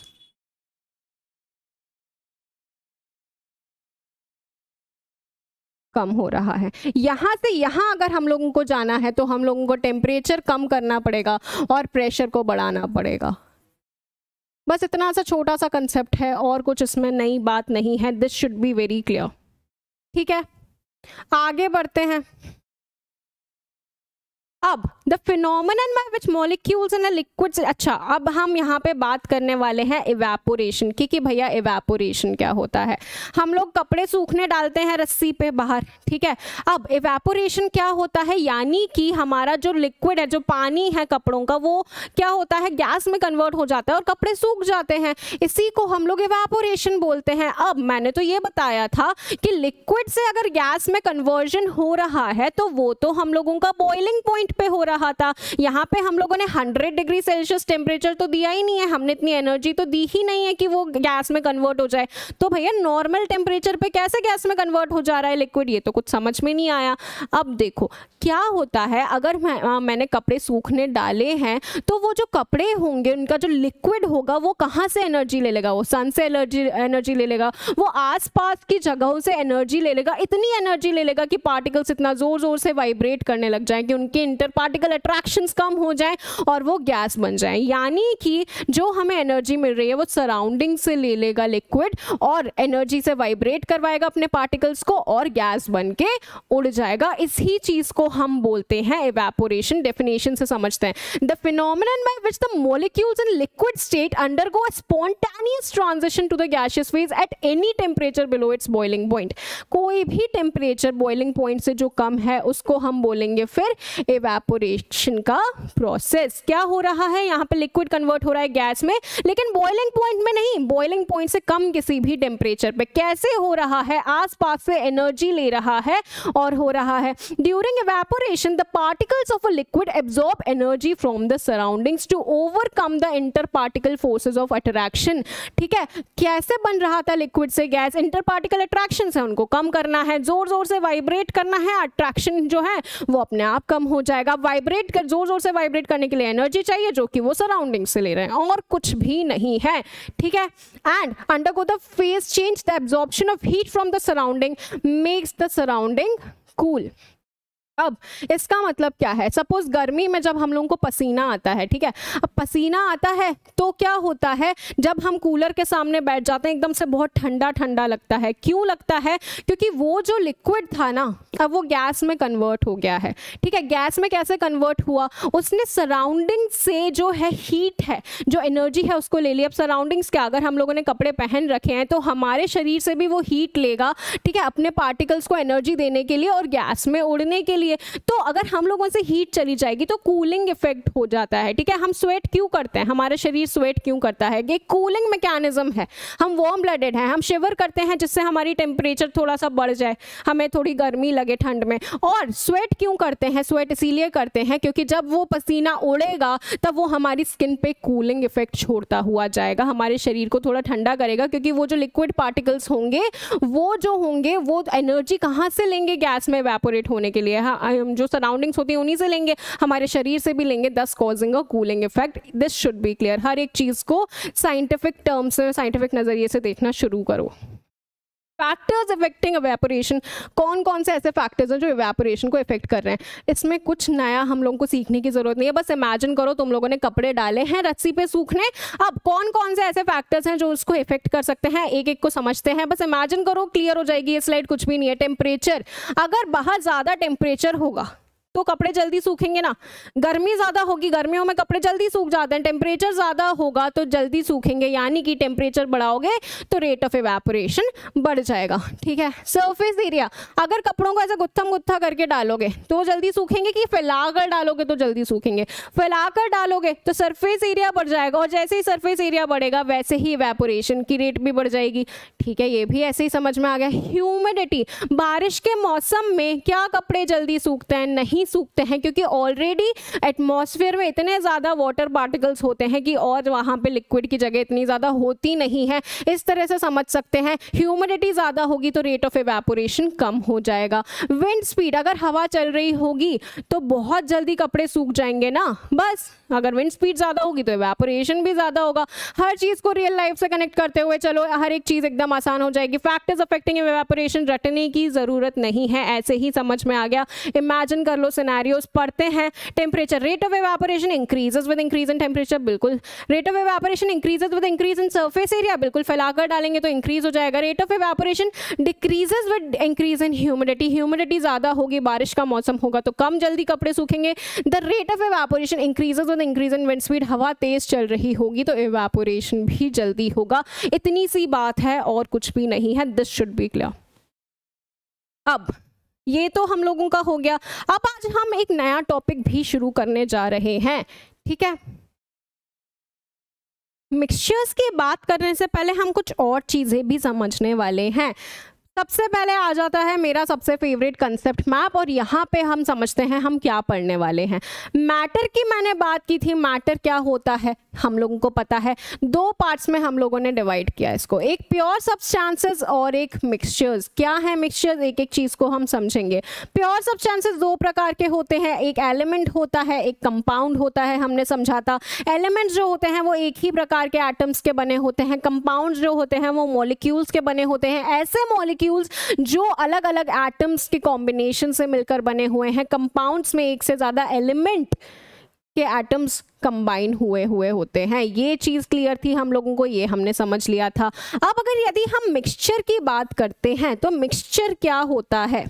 मिक्सचर में क्या होता है, एक से ज्यादा एलिमेंट तो कंबाइंड होता है, वो तो हमारा कंपाउंड में भी कंबाइंड था, लेकिन लेकिन लेकिन लेकिन कंपाउंड का एग्जांपल हम लोगों ने वाटर लिया, ठीक है। यहाँ पे दो हाइड्रोजन के साथ एक ही ऑक्सीजन मिक्स था कि नहीं था, बिल्कुल था। ऐसा तो नहीं था कि मैंने यहाँ पे 3 हाइड्रोजन लगा दिए और 2 ऑक्सीजन लगा दिया तो भी ये वाटर होगा, नहीं होगा ना। ये वाटर हमेशा कंपाउंड में फिक्स्ड प्रपोर्शन में ही है। अगर कार्बन डाइऑक्साइड की मैं बात करूंगी तो यहाँ पे एक कार्बन के साथ 2 ही ऑक्सीजन लगेंगे, 3 नहीं लग सकते, यानी कि एकदम फिक्स प्रपोर्शन है। यहाँ पे मिक्सचर में क्या हो रहा है, मिक्सचर में सिर्फ एक याद रखनी है बात कि यहाँ पे कोई भी फिक्स प्रपोर्शन नहीं होगा, यहाँ पे कितना भी रेशो हो सकता है। एग्जाम्पल बताऊं मिक्सचर का, सबसे अच्छा एग्जाम्पल जो हम आगे भी कंटिन्यू करेंगे, शुगर इन वाटर, ठीक है। अगर मैंने शक्कर 1 चम्मच शक्कर मिलाई पानी में, ठीक है, तो भी वो मिक्सचर है। 2 चम्मच शक्कर मिलाई तो भी वो मिक्सचर है, यानी कि यहाँ पे कोई फिक्स्ड प्रपोर्शन नहीं है। मिक्सचर में कोई फिक्स्ड प्रपोर्शन नहीं है, कितना भी हो सकता है। 1 चम्मच नमक मिलाओ, 2 चम्मच नमक मिलाओ पानी में, वो मिक्सचर का मिक्सचर ही रहेगा। कंपाउंड और मिक्सचर में फर्क समझ में आया कि नहीं आया, थोड़ा और डिटेल में समझेंगे इन दोनों को। कंपाउंड में हमेशा फिक्स्ड प्रपोर्शन में ही चीजें मौजूद होती हैं, मिक्सचर में चेंज हो जाती हैं, चेंज कर सकते हैं। 2 प्रकार के मिक्सचर होते हैं, एक होता है होमोजेनस मिक्सचर, एक होता है हेट्रोजेनस मिक्सचर। क्या मतलब है इसका, डिटेल में बाद में समझेंगे, एक आइडिया दे देती हूँ। होमोजेनस मिक्सचर का मतलब होता है ऐसा कोई भी मिक्सचर जिसमें चीज इवनली स्प्रेड है। यदि मैंने ग्लास में पानी में शक्कर मिलाया है तो ऐसा होगा कि क्या ऊपर वाला जो लेयर होगा पानी का वो ज्यादा मीठा होगा, नीचे वाला लेयर कम मीठा होगा, ऐसा होता है क्या। पूरा के पूरे पानी में शक्कर एक जैसी घुली हुई होती है, यानी कि होमोजेनसली घुली हुई होती है, ठीक है। इसको हम बोलते हैं होमोजेनस मिक्सचर, और इसका एग्जाम्पल हो जाता है सॉल्यूशंस। हर एक चीज को हम समझेंगे, घबराने वाली बात नहीं है। और यदि हम बात करते हैं हेट्रोजेनस मिक्सचर की, तो वहां पे इस तरह से दिख रहा है, नीचे अलग कंसंट्रेशन है, ऊपर अलग कंसंट्रेशन है। एग्जाम्पल दूं, अगर तुम लोग पानी में सैंड डाल दो, ठीक है, तो सैंड थोड़ी देर ऐसे घूम के नीचे सेटल अप हो जाएगा। अब नीचे सेटल अप हो गया तो पूरे में एक जैसा कंसंट्रेशन है सैंड का, नहीं है ना, नीचे ज्यादा सैंड है, ऊपर तो पानी बचा हुआ है, उसको हम बोलेंगे हेट्रोजेनस मिक्सचर। 2 प्रकार के होते हैं हेट्रोजेनस मिक्सचर, एक होता है सस्पेंशन और एक होता है कोलॉइड, इनको भी हम समझेंगे। एक होता है सस्पेंशन और एक हो जाएगा हमारा कोलॉइड, ठीक है। क्या समझा इस कंसेप्ट मैप में, इसी को हम डिटेल में बाद में समझने वाले हैं। मैटर जो होता है 2 प्रकार का होता है, प्योर होता है और मिक्सचर होता है। प्योर 2 प्रकार का, एलिमेंट, कंपाउंड। इम्प्योर या फिर मिक्सचर जिसको हम लोगों ने बोला, होमोजेनस भी हो सकता है, हेट्रोजेनस भी हो सकता है। मिक्सचर में फिक्स प्रपोर्शन नहीं होता है एलिमेंट्स का, ठीक है। उसमें होमोजेनस की यदि हम बात करें तो ओवरऑल जो कंसंट्रेशन है, हमारे 2 चीजें जिनको हम मिक्स किया है उनकी ओवरऑल कंसंट्रेशन सेम रहती है, लेकिन हेट्रोजेनस में वो कंसंट्रेशन डिफरेंट हो जाती है। इतनी सी चीज है, इसको अब हम आगे समझने वाले हैं। सबसे पहले प्योर सब्सटेंसेस के कुछ प्रॉपर्टीज हम यहाँ पे देख लेते हैं जो हम ऑलरेडी समझ चुके हैं, एलिमेंट्स और कंपाउंड्स को हम समझ चुके हैं। प्योर सब्सटेंसेस आर एलिमेंट्स और कंपाउंड्स, बिल्कुल ठीक है। उसके बाद में there are made up of only one kind of entity. यदि मैं एलिमेंट की बात करूं, अगर मैं एलिमेंट में गोल्ड की बात करूं तो वो एक ही टाइप के एटम्स का बना हुआ है ना, सारे के सारे गोल्ड एटम्स। अगर मैं कंपाउंड की बात करूं तो वो एक ही टाइप के मॉलिक्यूल्स का बना होता है ना। सपोज मैं एग्जांपल ले लूं वाटर का, तो उसमें वाटर में सारे वाटर वाटर मॉलिक्यूल्स ही तो होंगे, कुछ दूसरी चीज तो होगी नहीं, ठीक है। एक ही प्रकार की एंटिटी के बने होते हैं ये दोनों। They can not be broken down into simpler entities by chemical और फिजिकल मेथड्स। इनको हम फर्दर छोटे छोटे, हम नॉर्मल वाटर को ले और हम सोचे उसमें से हाइड्रोजन गैस उड़ा दें, ऑक्सीजन गैस उड़ा दें, ठीक है, हाइड्रोजन को अलग कर दें, ऑक्सीजन को अलग कर दें, तो नॉर्मली हम कर सकते हैं क्या? नहीं कर सकते, ठीक है। उसके बाद में they have a fixed composition, ये तो मैंने बता ही दिया था, ठीक है। कार्बन डाइऑक्साइड में हमेशा एक कार्बन के साथ में 2 ऑक्सीजन ही जुड़ेंगे। उसके बाद में एग्जांपल डायमंड हो गया, कार्बन डाइऑक्साइड, ठीक है। अब a substance that only contains one type और class of atom is said to be an element. Element हम लोगों ने समझ लिया था, ठीक है। अब एलिमेंट्स ना 3 प्रकार के होते हैं। हम पीरियोडिसिटी जब पढ़ेंगे, पीरियोडिक टेबल जब पढ़ेंगे तब इनको डिटेल में पढ़ेंगे। एक होते हैं मेटल्स, एक होते हैं नॉन मेटल्स, और एक होते हैं इन दोनों के बीच के मेटलॉइड्स। इन सबको हम समझेंगे बाद में, ठीक है। ये एलिमेंट्स के टाइप्स हैं, यही यहाँ पे लिखा हुआ है। Since it can not be altered through physical और chemical means to break down और create new substances, an element is a pure material, ठीक है। एक एलिमेंट अगर मैंने उठाया तो उसको मैं और फर्दर छोटे छोटे टुकड़ों में इतना नहीं बांट सकती कि वो अलग ही कुछ बन जाए, ठीक है। वैसा का वैसा ही रहेगा। गोल्ड में हम लोग को गोल्ड के ही एटम्स मिलेंगे ना यार। अब the majority of elements are metals, non metals और मेटलॉइड्स। बिल्कुल pure substances typically only include one type of atom और molecule and are homogeneous in nature, ठीक है। एक ही प्रकार के एटम्स या एक ही प्रकार के मॉलिक्यूल्स के बने होंगे, बार बार वही चीज है, ठीक है। Most of the time the composition of these chemicals is constant और यूनिफॉर्म। कंपोजिशन इनकी हमेशा कॉन्स्टेंट यूनिफॉर्म ही रहेगी। Boiling and melting points of these substances are constant. अगर एक एलिमेंट का एक मेल्टिंग पॉइंट या एक बॉइलिंग पॉइंट है तो वो वही रहेगा। अगर एक कंपाउंड का कुछ मेल्टिंग बॉइलिंग पॉइंट है तो वो वही रहेगा, क्योंकि फिक्स कंपोजिशन है यार, फिक्स प्रोपोर्शन है। मिक्सचर में तो अगर प्रोपोर्शन चेंज किया तो वहाँ पे मेल्टिंग बॉइलिंग पॉइंट्स तो होते ही नहीं है फिक्स, यहाँ पे फिक्स्ड होते हैं। प्योर सब्सटेंसेस में हमेशा फिक्स्ड होंगे। उसके बाद में in a chemical reaction pure substance often takes part to produce predictable results. इसको हम बाद में समझेंगे जब हम रिएक्शंस की बात करेंगे। This should be clear. Pure substances में 2 चीजें आ रही हैं, एक चीज आ जाती है हमारी एलिमेंट्स, एक चीज आ जाती है कंपाउंड्स। दोनों को हम लोगों ने समझ लिया है, ठीक है। एलिमेंट्स में मेटल्स आते हैं, मेटलॉइड्स आते हैं, नॉन मेटल्स आते हैं, ठीक है। एलिमेंट्स एक प्रकार के एटम्स के बने होते हैं और जो हमारे कंपाउंड्स होते हैं वो एक प्रकार के मॉलिक्यूल्स के बने हुए होते हैं। एक से ज्यादा एलिमेंट को यदि हम लोगों ने मिलाया तो वो कंपाउंड बना लेता है। कंपाउंड में क्या है, मॉलिक्यूल्स ऐसे मौजूद हैं जिसमें एक से ज्यादा प्रकार के एटम्स मौजूद होते हैं। बस इतना सा समझ में आना था। अब देखो, अब हम बात करते हैं कंपाउंड्स और मिक्सचर्स का डिफरेंस है, जो बड़ा प्यारी सी टेबल है, इसको हम समझते हैं, बहुत कंसेप्ट को क्लियर करेगी। Compounds are substances which are formed by chemically combining 2 और मोर एलिमेंट्स। अगर मैंने हाइड्रोजन को और ऑक्सीजन को लिया तो इसमें केमिकल रिएक्शन हुआ तब जाके ये वाटर बन पाया है ना, ठीक है। यदि मैं यहीं पे मिक्सचर की बात करूंगी, शुगर एंड वाटर की बात करूंगी, शुगर प्लस वाटर की बात करूंगी, तो ये क्या केमिकली कंबाइन हुए हैं क्या? केमिकल रिएक्शन थोड़ी ना हुआ है यहाँ पे, ये तो ऐसे ही बन गए हैं। अगर मैं सॉल्ट प्लस वाटर की बात करूं, ठीक है, जैसे ओशियन में नमक मिलता है, सागर से हम नमक बनाते हैं, कैसे बनाते हैं, पानी को इवेपोरेट कर देते हैं, नमक बच जाता है। तो नमक जब पानी से मिलता है तब क्या कोई केमिकल रिएक्शन हो रही है? नहीं हो रही है यार, ठीक है। फिजिकली हम लोगों ने कंबाइन किया और मिक्सचर बन गया। यानी कि फर्स्ट डिफरेंस क्या हुआ, कंपाउंड्स में केमिकल रिएक्शन हो रहा है, यहाँ पे कोई केमिकल रिएक्शन नहीं हो रहा है। दूसरा point, compounds fall under pure substances, बिल्कुल प्योर सब्सटेंसेस के अंदर आता है। Mixtures can be categorised as impure substances. उसके बाद में the chemical composition of a compound is always fixed. बहुत बार बता दिया है मैंने। हाइड्रोजन, अगर हम बात करेंगे वाटर की, तो उसमें 2 हाइड्रोजन के एटम के साथ एक ही ऑक्सीजन का एटम कंबाइन होगा, चेंज नहीं होगा ये प्रोपोर्शन। मिक्सचर के पास में variable composition of the substances हो सकते हैं, 1 चम्मच शक्कर भी डाल सकती हूँ, 2 चम्मच शक्कर भी डाल सकती हूँ, ठीक है। उसके बाद में compounds are always homogenous in nature. अगर मैंने यहाँ पे ग्लास लिया पानी का और यहाँ पे वाटर मॉलिक्यूल्स हैं, तो ऐसा नहीं होगा कि ऊपर ज्यादा कंसंट्रेशन है वाटर मॉलिक्यूल्स की, नीचे कम कंसंट्रेशन है। पूरे में एक जैसी कंसंट्रेशन ही होगी। मिक्सचर्स की यदि हम बात करें तो वो होमोजेनस भी हो सकते हैं, सिमिलर कंसंट्रेशन वाले भी हो सकते हैं, ओवरऑल हेट्रोजेनस भी हो सकते हैं। इन्हीं को डिटेल में हम लोग अब समझने वाले हैं, ठीक है। चलो देखते हैं। सबसे पहले मिक्सचर्स की हम एक बार डेफिनेशन पढ़ लेते हैं भाई। A mixture in chemistry is a substance made up of two और मोर अनरिलेटेड केमिकल कंपोनेंट्स। याद रखो, जिस तरह से एनिमल किंगडम में अपन लोगों ने पढ़ा था ना कि हर एक चीज का हम लोगों ने एक स्टार एनिमल डिसाइड कर लिया था, जैसे मॉलिस्का का हम लोगों ने क्या डिसाइड कर लिया था, ऑक्टोपस डिसाइड कर लिया था, उसके हिसाब से हम उसके सारे फीचर्स बता पा रहे थे। उसी प्रकार से तुम लोग यहाँ पे भी हर एक चीज का एक एग्जाम्पल ध्यान रख लो। जैसे सपोज मैंने कंपाउंड बोला तो तुम्हारे दिमाग में आना चाहिए वाटर, ठीक है, वो आना चाहिए। मिक्सचर बोला तो क्या दिमाग में आना चाहिए, शक्कर मिला दी हम लोगों ने पानी में, तो चीजें इजी हो जाएंगी समझना, ठीक है। ये कंसेप्ट यूज करोगे केमिस्ट्री में तो बहुत इजी हो जाएगा।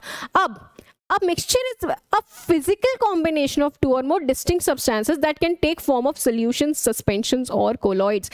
3 प्रकार के मिक्सचर्स होते हैं, सॉल्यूशन, सस्पेंशन, कोलॉइड।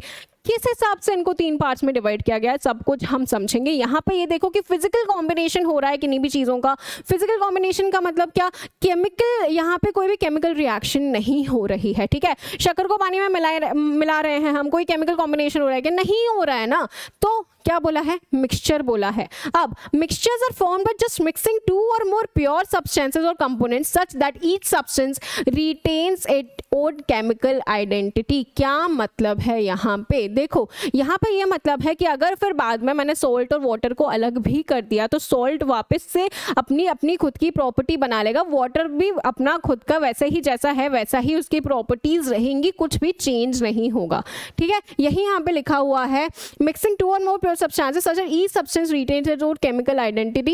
नमक नमक ही रहेगा, पानी पानी ही रहेगा। यदि यहीं पे मैं बात करती हूँ कंपाउंड्स की, जहाँ पे मैंने हाइड्रोजन और ऑक्सीजन को मिलाकर वाटर बनाया, तो वाटर में क्या हाइड्रोजन की प्रॉपर्टी है, नहीं है। ऑक्सीजन जो प्रॉपर्टीज देता है वो देता है क्या, नहीं है। वाटर की खुद की अपनी प्रॉपर्टीज होंगी, लेकिन यहाँ पे अगर मैंने शक्कर मिला दी है पानी में तो शक्कर की अभी भी वही प्रॉपर्टीज रहेंगी क्योंकि कोई भी केमिकल रिएक्शन नहीं हुआ है, और वाटर की भी अभी भी वही केमिकल प्रॉपर्टीज रहने वाली हैं।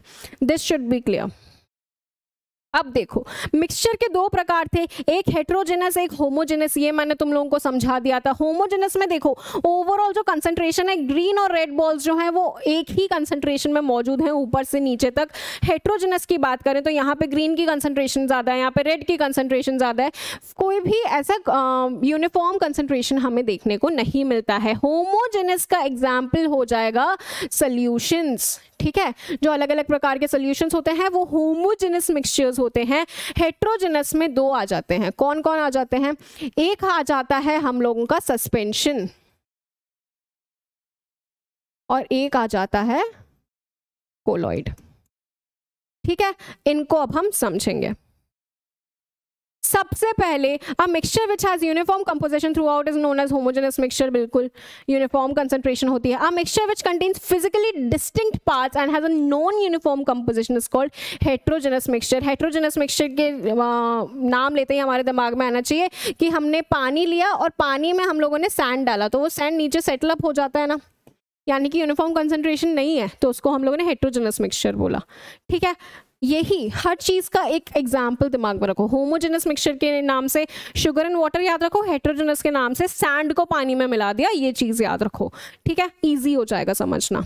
अब देखो वापस वही कंसेप्ट मैप है, ठीक है, दूसरे फॉर्म में है। मैटर 2 पार्ट्स में डिवाइड, प्योर इम्प्योर। प्योर में एलिमेंट्स कंपाउंड्स, इम्प्योर में मिक्सचर। मिक्सचर के 2 प्रकार, होमोजेनस हेट्रोजेनस। होमोजेनस में सॉल्यूशन, हेट्रोजेनस में सस्पेंशन कोलॉइड। कुछ भी नया नहीं है, वही चार्ट वापस लेकर आ गई हूँ, ठीक है। अब देखो सॉल्यूशन क्या होते हैं, सॉल्यूशन को अब हम लोग समझने वाले हैं, ठीक है। जब हम लोगों ने मिक्सचर्स की बात की थी तो वहां पे जो होमोजेनस मिक्सचर थे जिनकी यूनिफॉर्म कंसंट्रेशन होती है ओवरऑल, उसमें हम लोगों ने पढ़ा है सॉल्यूशन। सॉल्यूशन क्या होते हैं, ऐसे मिक्सचर जहां पे होमोजेनस होती है हमारी पूरी की पूरी कंसंट्रेशन, ठीक है, जहां पे यूनिफॉर्म कंसंट्रेशन मौजूद होगी उनको हम सॉल्यूशंस बोलेंगे। क्या प्रॉपर्टीज होती हैं सॉल्यूशंस की, ये हम समझने वाले हैं। सॉल्यूशन में सबसे पहले तो याद रखो शुगर एंड वाटर का एग्जाम्पल, इसी को ध्यान में रखते हुए हम लोग अब आगे बढ़ेंगे, ठीक है। प्रॉपर्टीज की बात करते हैं तो सबसे पहले its particles are too tiny and have a diameter less than 1 nanometre. अब यदि मैं सोल्यूशन की बात करूंगी, पानी में जब तुम शक्कर घोल देते हो, जब वो घुल गई है तब तुम लोगों को अलग अलग दिखता है क्या कि ये शक्कर के पार्टिकल्स यहाँ हैं ग्लास में?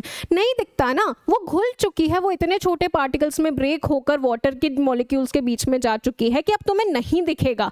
कितने छोटे पार्टिकल्स में? 1 नैनोमीटर की साइज के। 1 नैनोमीटर मतलब कितना? 10⁻⁻⁹ मीटर, यानी कि 1 मीटर का कितना? 1 2 3 4 5 6 7 8 9, इतना मीटर का इतना छोटा पार्ट 1 नैनोमीटर बनाता है। इतने छोटे अगर पार्टिकल्स होंगे तो वो होंगे सोल्यूशन के अंदर, पहली प्रॉपर्टी। दूसरी property, particles are not visible to naked eyes. Sugar मेरे को नहीं दिखेगी, ठीक है, शुगर के पार्टिकल्स मेरे को ऐसे वहाँ पे तैरते हुए नहीं दिखेंगे वाटर में। उसके बाद में particles do not scatter a beam of light. Tyndall effect की यहाँ पे बात कर रहे हैं, इसको होल्ड पे रखो, इसको मैं बाद में समझाऊंगी, ठीक है। The solute particles never set down on keeping undisturbed. अब अगर मैंने कुछ देर तक ग्लास को रखा रहने दिया वैसे ही, ठीक है, उसको टच भी नहीं किया, तो ऐसा होगा कि शुगर मॉलिक्यूल्स नीचे बैठ जाएंगे? नहीं होगा ना, वो तो वैसे का वैसे ही रहेगा मीठा पानी, ठीक है। अब the components of a solution can not B separating using filtration. अगर मैं उस पानी को छन्नी से निकालूंगी तो क्या शुगर रह जाएगी और पानी छन जाएगा? नहीं होगा ना, पूरा पानी जो शक्कर मिला हुआ पानी है वो पूरा का पूरा ही आ जाएगा छन्नी के थ्रू। यानी कि शक्कर और पानी को मैं अलग अलग नहीं कर सकती फिल्ट्रेशन के थ्रू। तुम लोग समझ रहे हो कि एग्जाम्पल के फॉर्म से कितना ईजी हो जा रहा है यार समझना। एग्जाम्पल ध्यान रखो, एक एक प्रॉपर्टी। क्या? सबसे पहला, पार्टिकल्स बहुत ही ज्यादा छोटे होते हैं, 1 नैनोमीटर तक की साइज के होंगे। दूसरा point, not visible to naked eye, ठीक है। तीसरा पॉइंट बाद में समझेंगे। चौथा पॉइंट कि सेटल डाउन नहीं होंगे उसके पार्टिकल्स, कितना भी अनडिस्टर्ब्ड उसको रख लो, ठीक है। उसके बाद में फिल्टर, अगर फिल्टर पेपर के थ्रू भी हमने उसको पास करवाया तो शक्कर अलग नहीं होगी, पानी अलग नहीं होगा, दोनों कंबाइंड ही रहेंगे। This should be clear. उसके बाद में अब देखो अलॉयज क्या होते हैं। अलॉयज, अगर यहाँ पे हम लोगों ने शक्कर की बात की पानी में जब मिलाया, ठीक है, हम लोगों ने सोल्यूशन की बात की। अलॉयज क्या होते हैं? जब दो कोई सॉलिड सब्सटेंसेस की हम बात कर रहे हैं, हम मेटल की बात कर रहे हैं, मेटल में यदि एक मेटल में मैं दूसरा मेटल मिला दूं या फिर मैं मेटल में कोई दूसरा एलिमेंट मिला दूं तो हम लोगों को अलॉयज देखने को मिलते हैं, ठीक है। क्या एग्जाम्पल्स हैं वो भी हम देखेंगे। अलॉयज क्या है?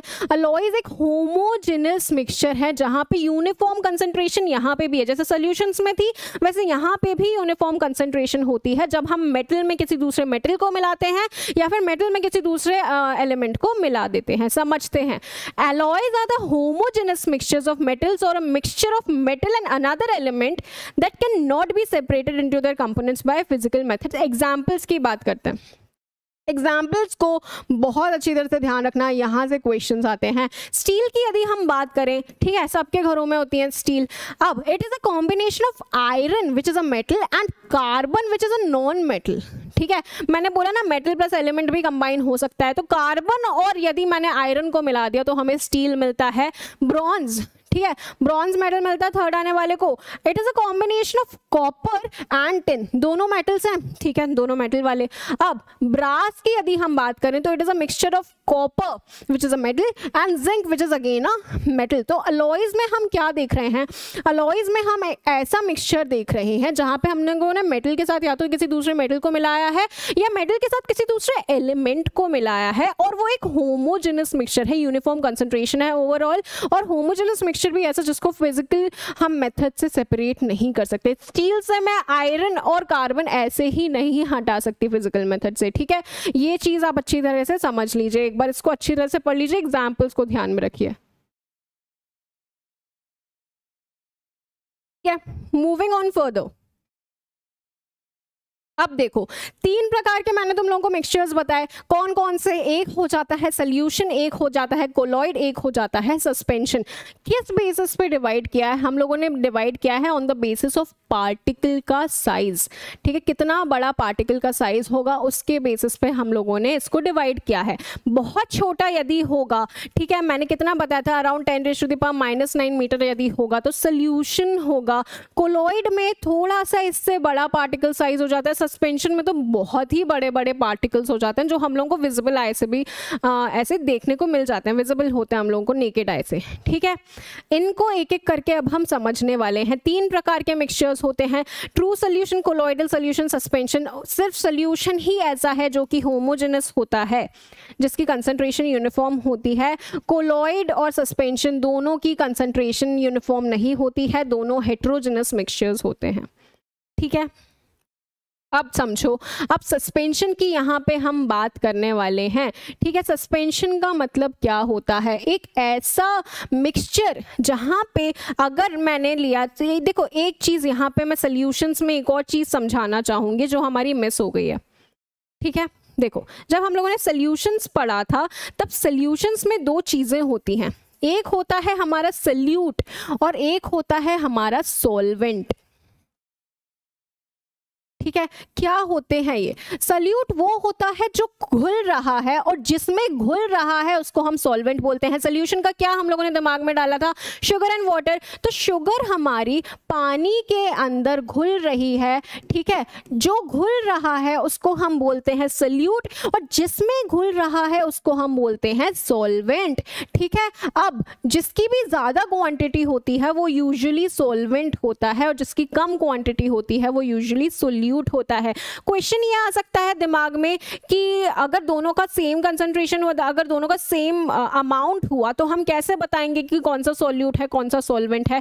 तो एक और चीज ध्यान रखना, हमारी शुगर क्या थी? शुगर एक सॉलिड सब्सटेंस होता है और वाटर क्या होता है? लिक्विड सब्सटेंस होता है। ठीक है, तो अल्टीमेटली सॉल्यूट और सॉल्वेंट को मिलाकर जो सॉल्यूशन का नेचर होगा वो कौन डिसाइड करेगा? वो सॉल्वेंट डिसाइड करेगा। क्या बोल रही हूँ? सॉल्यूशन अल्टीमेटली क्या बना? लिक्विड ही बनाना, ज्यादा गाढ़ा लिक्विड बन जाएगा, चाशनी जैसा बन जाएगा। ठीक है, लेकिन लिक्विड ही बनाना, और लिक्विड क्या था? लिक्विड हमारा था वाटर, यानी कि वाटर हो जाएगा सॉल्वेंट। सॉल्यूशन का हमेशा नेचर कौन डिसाइड करता है? सॉल्वेंट डिसाइड करता है। इसीलिए अगर सॉल्यूशन अभी भी पानी ही है तो हमारा सॉल्वेंट वाटर हो जाएगा और सॉल्यूट शक्कर हो जाएगा। 2 तरीके हैं जिससे हम सॉल्यूट और सॉल्वेंट के बारे में बता सकते हैं। सॉल्यूट जो घुल रहा है और जिसमें घुल रहा है उसको हम लोगों ने बोला है solvent. This should be clear. अब देखो, सस्पेंशन की हम लोग बात कर रहे थे, तो इसमें क्या हो रहा था? जो सॉल्यूट पार्टिकल्स हम लोगों ने बात की थी वो डिसॉल्व नहीं होते हैं लेकिन सस्पेंडेड रहते हैं पूरे मीडियम में। क्या मतलब है इसका? सस्पेंशन की यदि हम बात करेंगे तो इसमें याद कर लो सैंड। ठीक है, इसमें जो हम बात करेंगे एग्जाम्पल की वो होगा सैंड एंड वाटर। ठीक है, सैंड को अगर हमने पानी में डाला, उसको ऐसे जोर जोर से घोल दिया, तो पार्टिकल्स पूरे मीडियम में सस्पेंडेड रहेंगे। सस्पेंडेड मतलब घुलेंगे नहीं, वो वाटर मॉलिक्यूल के साथ में ऐसे तैरते हुए रहेंगे, थोड़ी देर बाद जाके नीचे सेटल अप हो जाएंगे। ठीक है, इसी को हम लोगों ने सस्पेंशन बोला है। और वो हम लोगों को सैंड के पार्टिकल्स जो है वो घूमते हुए दिख रहे हैं, आंखों से दिख रहे हैं? बिल्कुल दिख रहे हैं, क्योंकि पार्टिकल साइज यहाँ पे बहुत ज्यादा बड़ा है। ठीक है, suspension is a heterogeneous mixture, क्योंकि बाद में सेटल अप हो जा रहा है। कंसंट्रेशन कहाँ सेम है overall, in which the solute particles do not dissolve but remain suspended through out the bulk of the medium. Dissolve नहीं हो रहे हैं वो पानी में, ठीक है, सस्पेंडेड है, जो थोड़ी देर बाद जाके सेटल डाउन भी हो जाएंगे। अब the solute particles settle down when a suspension is left undisturbed। precipitation बोलते हैं हम इसको, वो precipitate हो जाएंगे। ठीक है, नीचे जाकर बैठ जाएंगे। अब they can be separated from the mixture by filtration. हाँ, छन्नी से छान लोगे तो सैंड पार्टिकल्स अलग हो जाएंगे, वाटर अलग हो जाएगा। बिल्कुल। Suspension is a heterogeneous mixture, ये तो हमें पता ही है। Size of solute particles in suspension is quite large, it is larger than 100 millimetre in diameter. ठीक है, 100 मिलीमीटर से भी बड़ा इनका डायमीटर होता है। वहां हमने सोल्यूशन में बात की थी तो वहां पे 10⁻⁻⁹ मीटर तक छोटे होते हैं, ये तो फिर भी बहुत बड़े हैं। ठीक है, the particles of suspension can be seen easily. अगर तुम लोग रेत को मिलाओगे पानी में, रेत के पार्टिकल्स दिख रहे हैं ना, सैंड के पार्टिकल्स दिख रहे हैं ना, बस। These particles do not pass through a filter paper, so suspension can be, these pass do pass through a filter paper, so suspension can be separated by filtration. Filtration की मदद से आसानी से इसको सेपरेट किया जा सकता है। सोल्यूशन और सस्पेंशन के बीच का फर्क समझ में आया कि नहीं आया? सोल्यूशन होमोजेनस मिक्सचर है, जो हमारा सस्पेंशन है वो हेट्रोजेनस मिक्सचर है। सस्पेंशन में जो सोल्यूट पार्टिकल है वो बहुत बड़ा है यार, साइज में इतना बड़ा है कि वो आंखों को दिख जाता है, ठीक है, और वो घुल नहीं रहा है, वो थोड़ी देर बाद जाके सेटल हो जाएगा। यही मैं अगर सोल्यूशन की बात करूंगी तो शुगर वाटर में घुल जा रही थी, सेटल डाउन नहीं हो रही थी और फिल्टर पेपर से छन भी नहीं रही थी। यहाँ पे फिल्टर पेपर से सस्पेंशन के कंपोनेंट्स को हम अलग कर पा रहे हैं। इतनी सी बात है, ये क्लियर होना चाहिए। अब देखो सोल्यूशन, ठीक है, सोल्यूशन में हम लोगों को दिख रही है कि शक्कर घुली हुई? नहीं दिख रही। सस्पेंशन में हम लोगों को इस तरह से पार्टिकल्स देखने को मिल जाते हैं जो थोड़ी देर बाद सेटल हो जाते हैं और इसी सेटल डाउन को हमने बोला है प्रेसिपिटेट होना, प्रेसिपिटेशन होना। ये चीज क्लियर होनी चाहिए। अब देखो, अब हम समझने वाले हैं कोलॉइड्स को। कोलॉइड्स की यदि हम बात करते हैं तो कोलॉइड का जो पार्टिकल साइज होता है वो सस्पेंशन और सॉल्यूशन के बीच का होता है, ठीक है। अब इसको समझते हैं। कोलॉइड्स क्या होते हैं? Mixtures in which microscopically disperse insoluble particles of one substance are suspended in another substance. अब यहाँ पे क्या हो रहा है? ये भी हेट्रोजेनस मिक्सचर है, ठीक है, ये भी हमारा हेट्रोजेनस मिक्सचर है, लेकिन इसके पार्टिकल्स ना नीचे सेटल डाउन नहीं होंगे। अगर सस्पेंशन और कोलॉइड दोनों हेट्रोजेनस है, फर्क कैसे बताएं इन दोनों में? फर्क ऐसे बताएंगे कि सस्पेंशन के पार्टिकल्स नीचे बैठ जाते हैं, कोलॉइड के पार्टिकल्स नीचे नहीं बैठते हैं। यहाँ पे जो रेंज होती है पार्टिकल्स की वो भी अप्रोक्स थोड़ी थोड़ी सोल्यूशन के पास की ही होती है।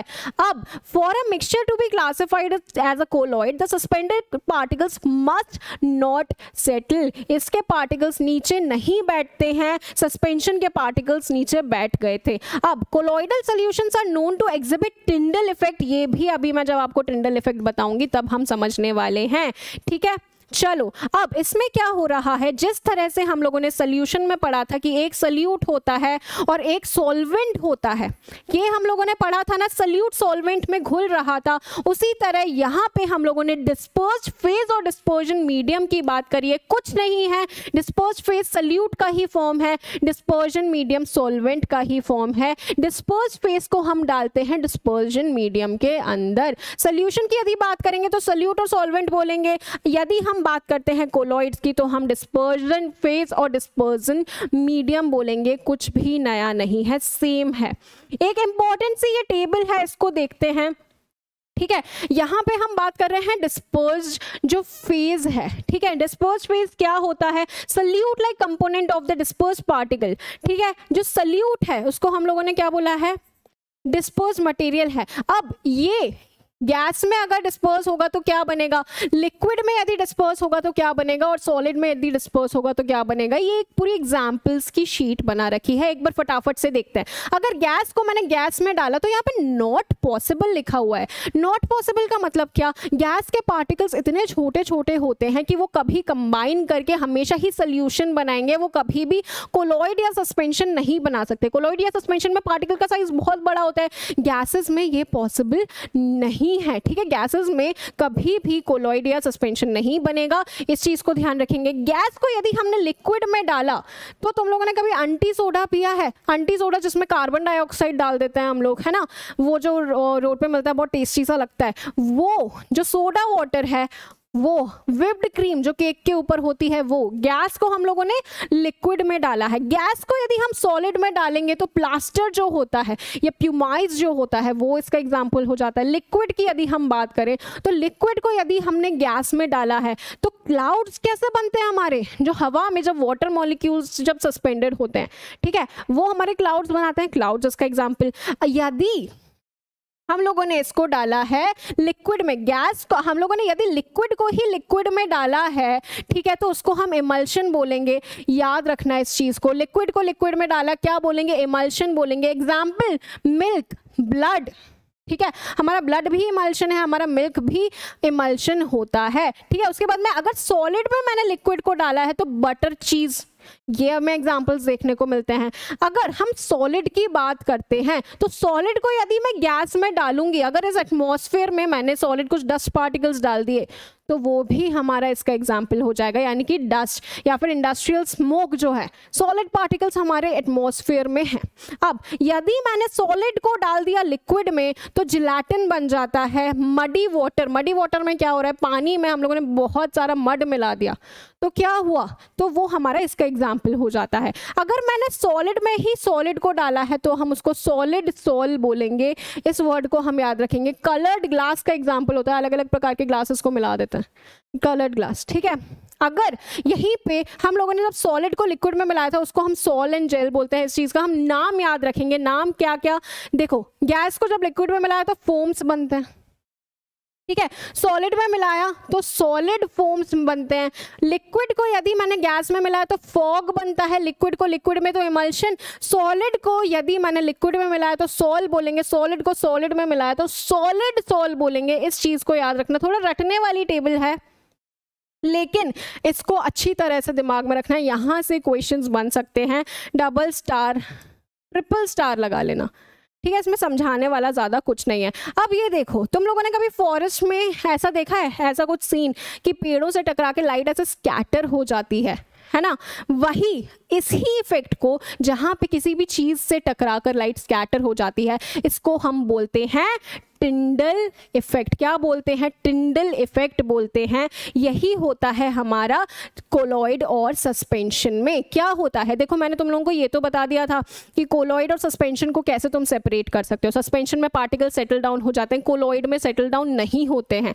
लेकिन यहीं पे अगर मुझे कोलॉइड और सोल्यूशन को अगर सेपरेट करना हो तो मैं कैसे बताऊंगी कि ये कोलॉइड है ये सोल्यूशन है, मैं बताऊंगी टिंडल इफेक्ट की मदद से। टिंडल इफेक्ट में क्या होता है कि देखो, अगर मैंने लाइट डाली इस तरह से तीनों सॉल्यूशंस में तो हम लोग को सॉल्यूशन में, यहाँ पे सॉल्यूशन में कोई भी ऐसे लाइट देखने को नहीं मिलेगी क्योंकि इसके पार्टिकल्स ही इतने छोटे छोटे हैं कि उससे लाइट टकरा के स्कैटर होती ही नहीं है। टकराता है इतना मतलब बहुत ज़्यादा विजिबली नहीं टकराती है, ठीक है। ऐसे ही लाइट पास हो जाती है। कोलॉइड और सस्पेंशन की बात अगर हम करें तो वहाँ पे पार्टिकल्स इतने बड़े बड़े होते हैं कि लाइट उनसे टकराकर स्कैटर होती है और हमें इस तरह से लाइट यहाँ पे देखने को ग्लास के अंदर भी मिलती है। इसको हम टिंडल इफेक्ट बोलते हैं, जो कि हमें सॉल्यूशन में देखने को नहीं मिलता पर कोलॉइड और सस्पेंशन में देखने को मिलता है। इस चीज को ध्यान रखना, किस तरह से हम सॉल्यूशन, कोलॉइड और सस्पेंशन को अलग अलग कर सकते हैं ये हमने समझ लिया। अब some of the common methods of separating substances और मिक्सचर्स, कोई बहुत सारे ऐसे मेथड्स होते हैं जिससे हम मिक्सचर्स को अलग अलग करते हैं। कुछ नाम हैं, एक बार इन नामों को देख लेते हैं।